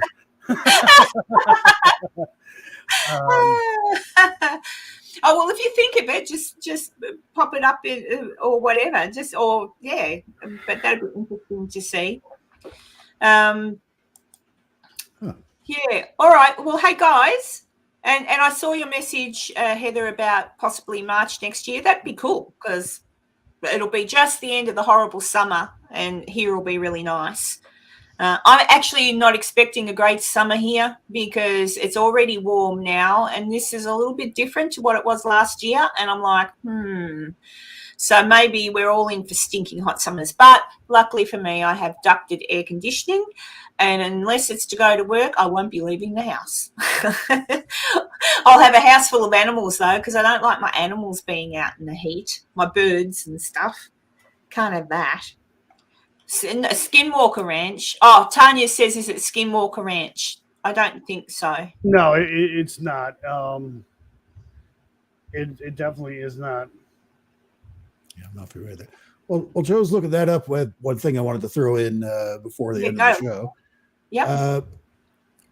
UFO wise, this week, one of the bigger news items was AARO, AARO, the the All Domain Anomaly Resolution Office, which is the official U.S.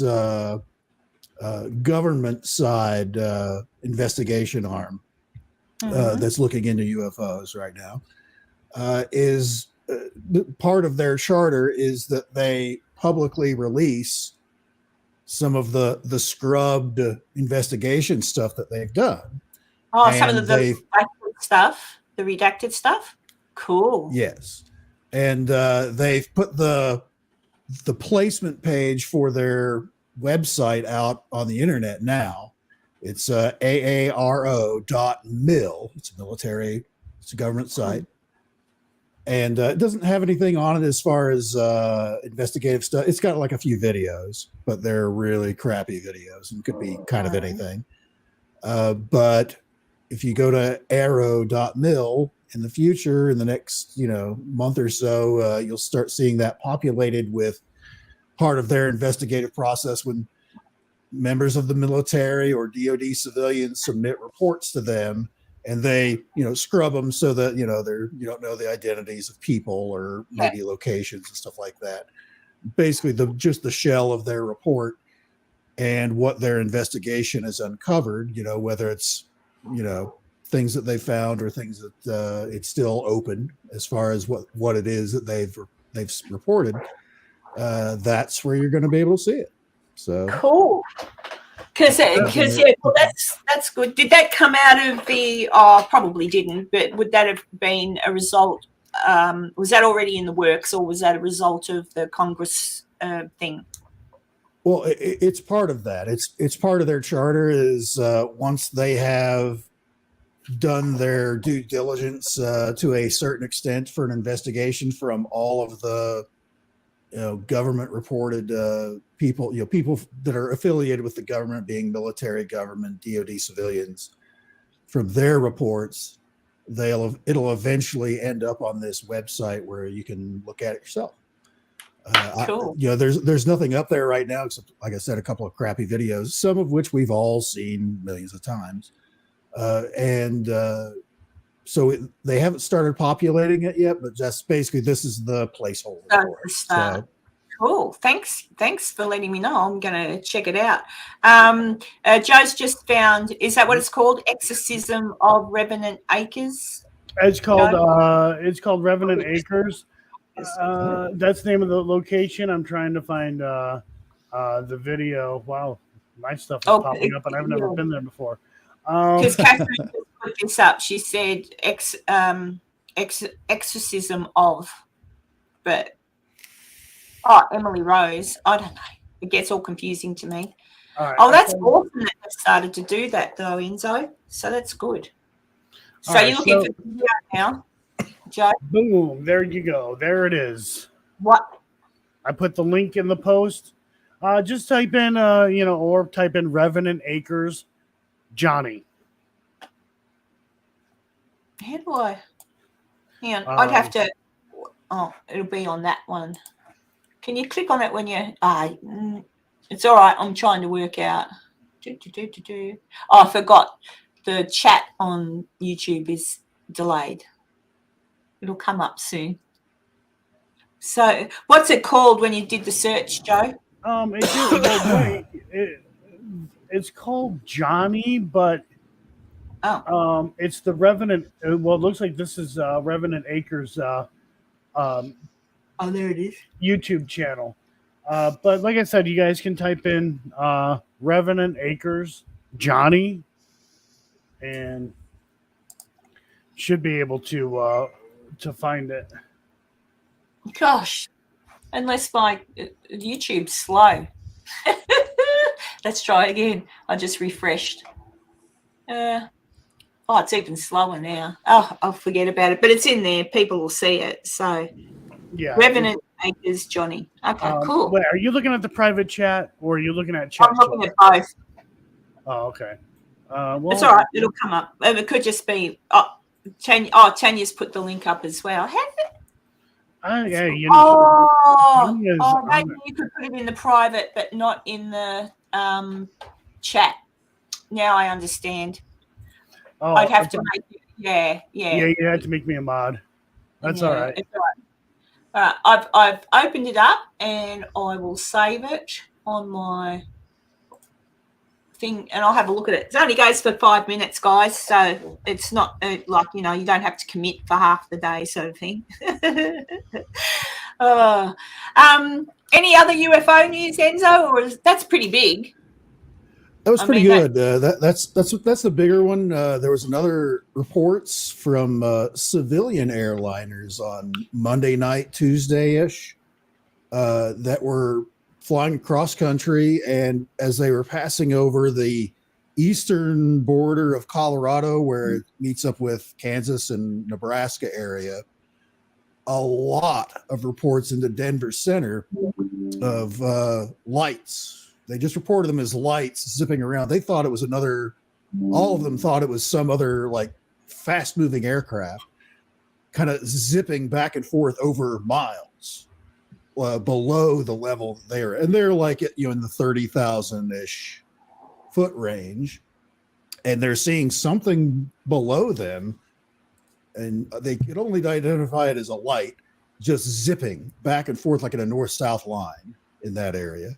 And there were several reports into Denver Center asking, hey, what the hell is this? And they're like, we show no other traffic in your area. We don't know what that is. Well, is it military?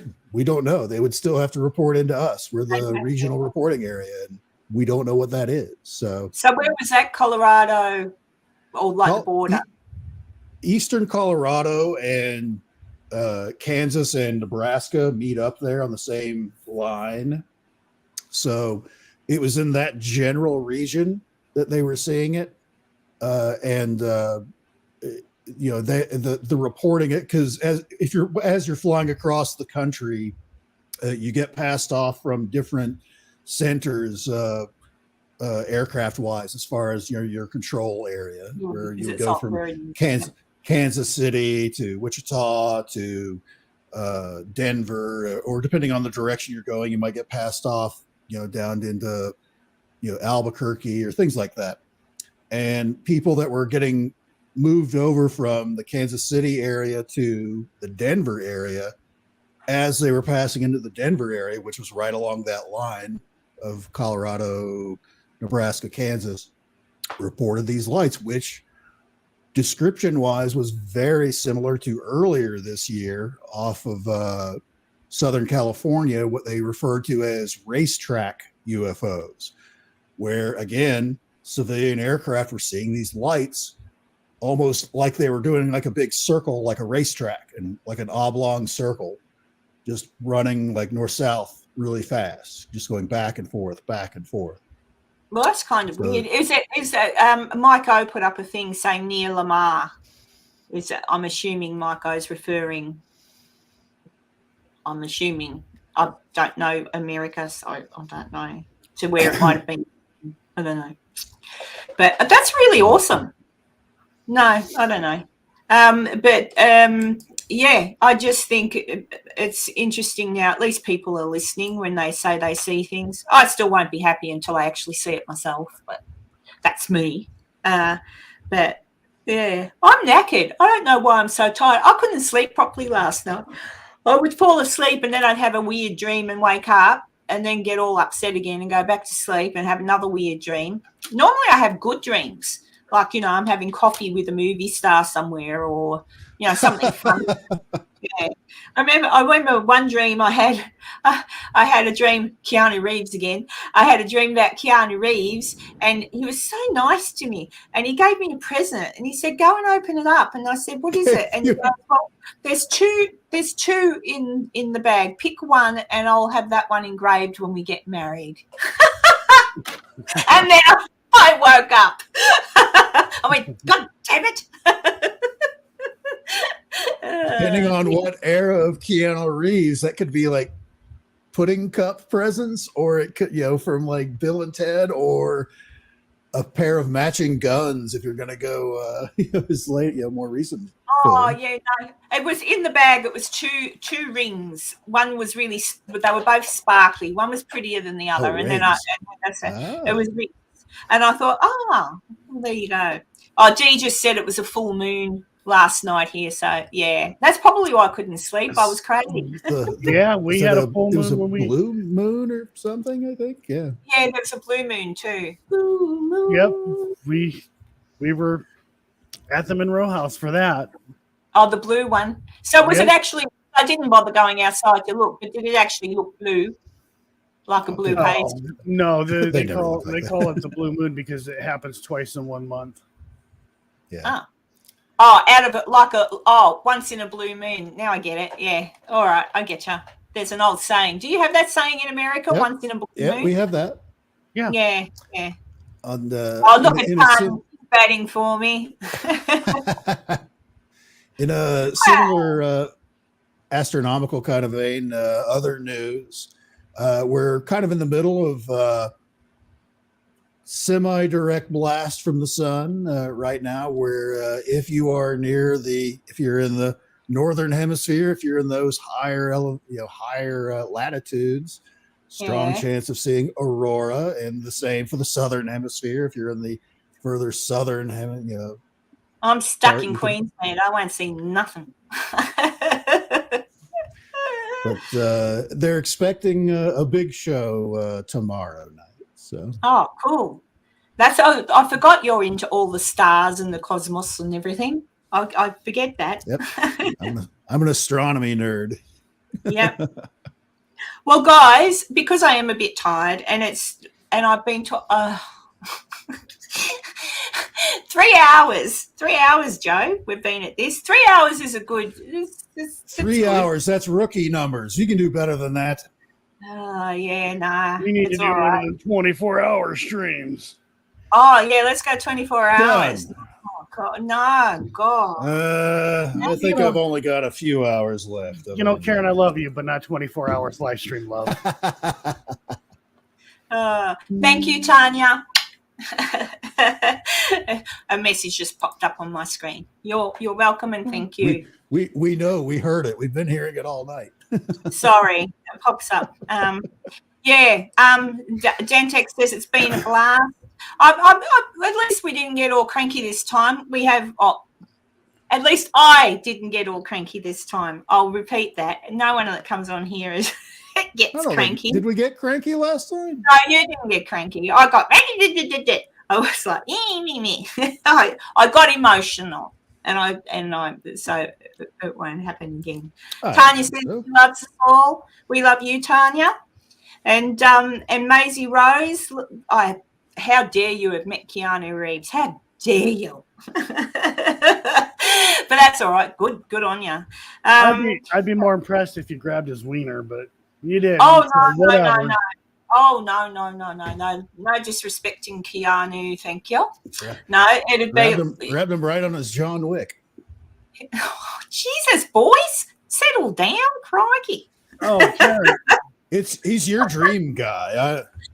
He's my dream guy. It doesn't mean I'm leching after him. I look at him and I think he's just on the surface of things perfect. He's beautiful to look at. Did you see my dick pic on Facebook? Jesus, Joe. See that?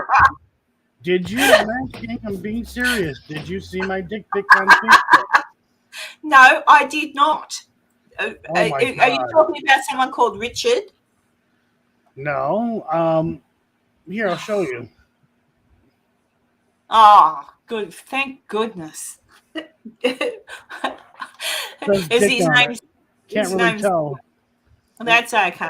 Oh, geez. That's my dick pic on Facebook. Look at what Tanya said. I'll pop the comment up. like granite.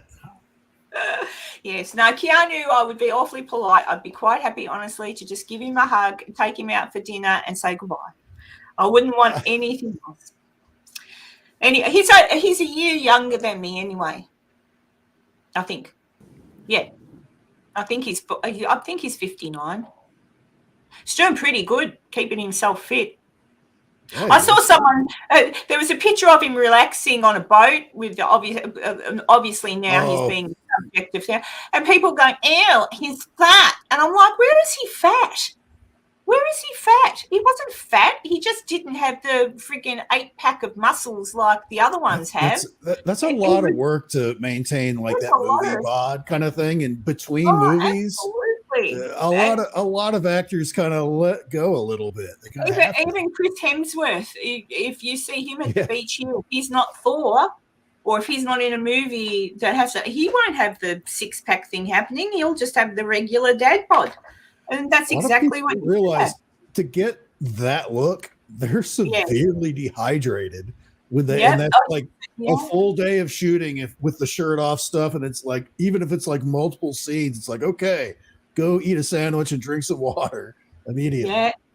Yeah, I saw the fellow who played Superman. Oh, he's a lovely looking thing too. Shivers. What's his name?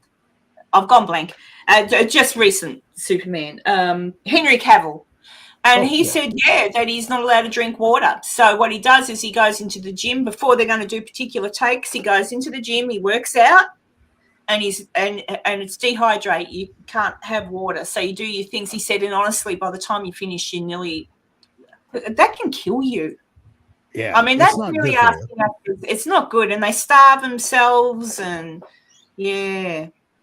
how dare they? Let's go hunt those insulters down. Yeah, Keanu just looks like a regular man to me. And anyway, sometimes people with muscles, like that would indicate to me they care more about how they look than anyone else. So if they care that much about how they look, how can they possibly be a good friend to have? Because they'd be like too worried about, like, I just think, different for a movie role, I must admit, what's his name? Shivers me timbers. He played Ken. What's his name? He played Ken in the Barbie movie. Oh, I know who you're talking about. Crap. I've just gone blank. No idea. I am Mark. No, don't see the Barbie movie. Yeah, that's it. Don't see the Barbie movie. Struth. Anyway, but yeah, Gosling, Ryan. Thank you, Dantex. Yeah, Ryan Gosling. He must have worked frigging hard. He had like an 8-pack, and it wasn't painted on. Well, there's also CGI stuff, like a lot of actors. Yeah, no, it was him. You see him rehearsing. No, it was him. It was definitely him. Because there's some backstage back footage of them rehearsing and stuff where he's got to do that. And it was him. Like, I mean, obviously before the take they do a little more to make it like. If CGI could do that kind of magic, I'd look way better than this on this broadcast. Yeah, me too. I'd look like CGI.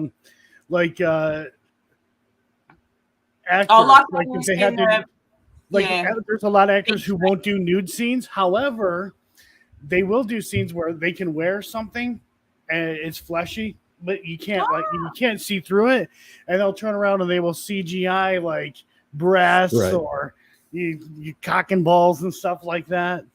Crikey. Yeah. Yep. So the poor old body doubles are out of work now. How dare they?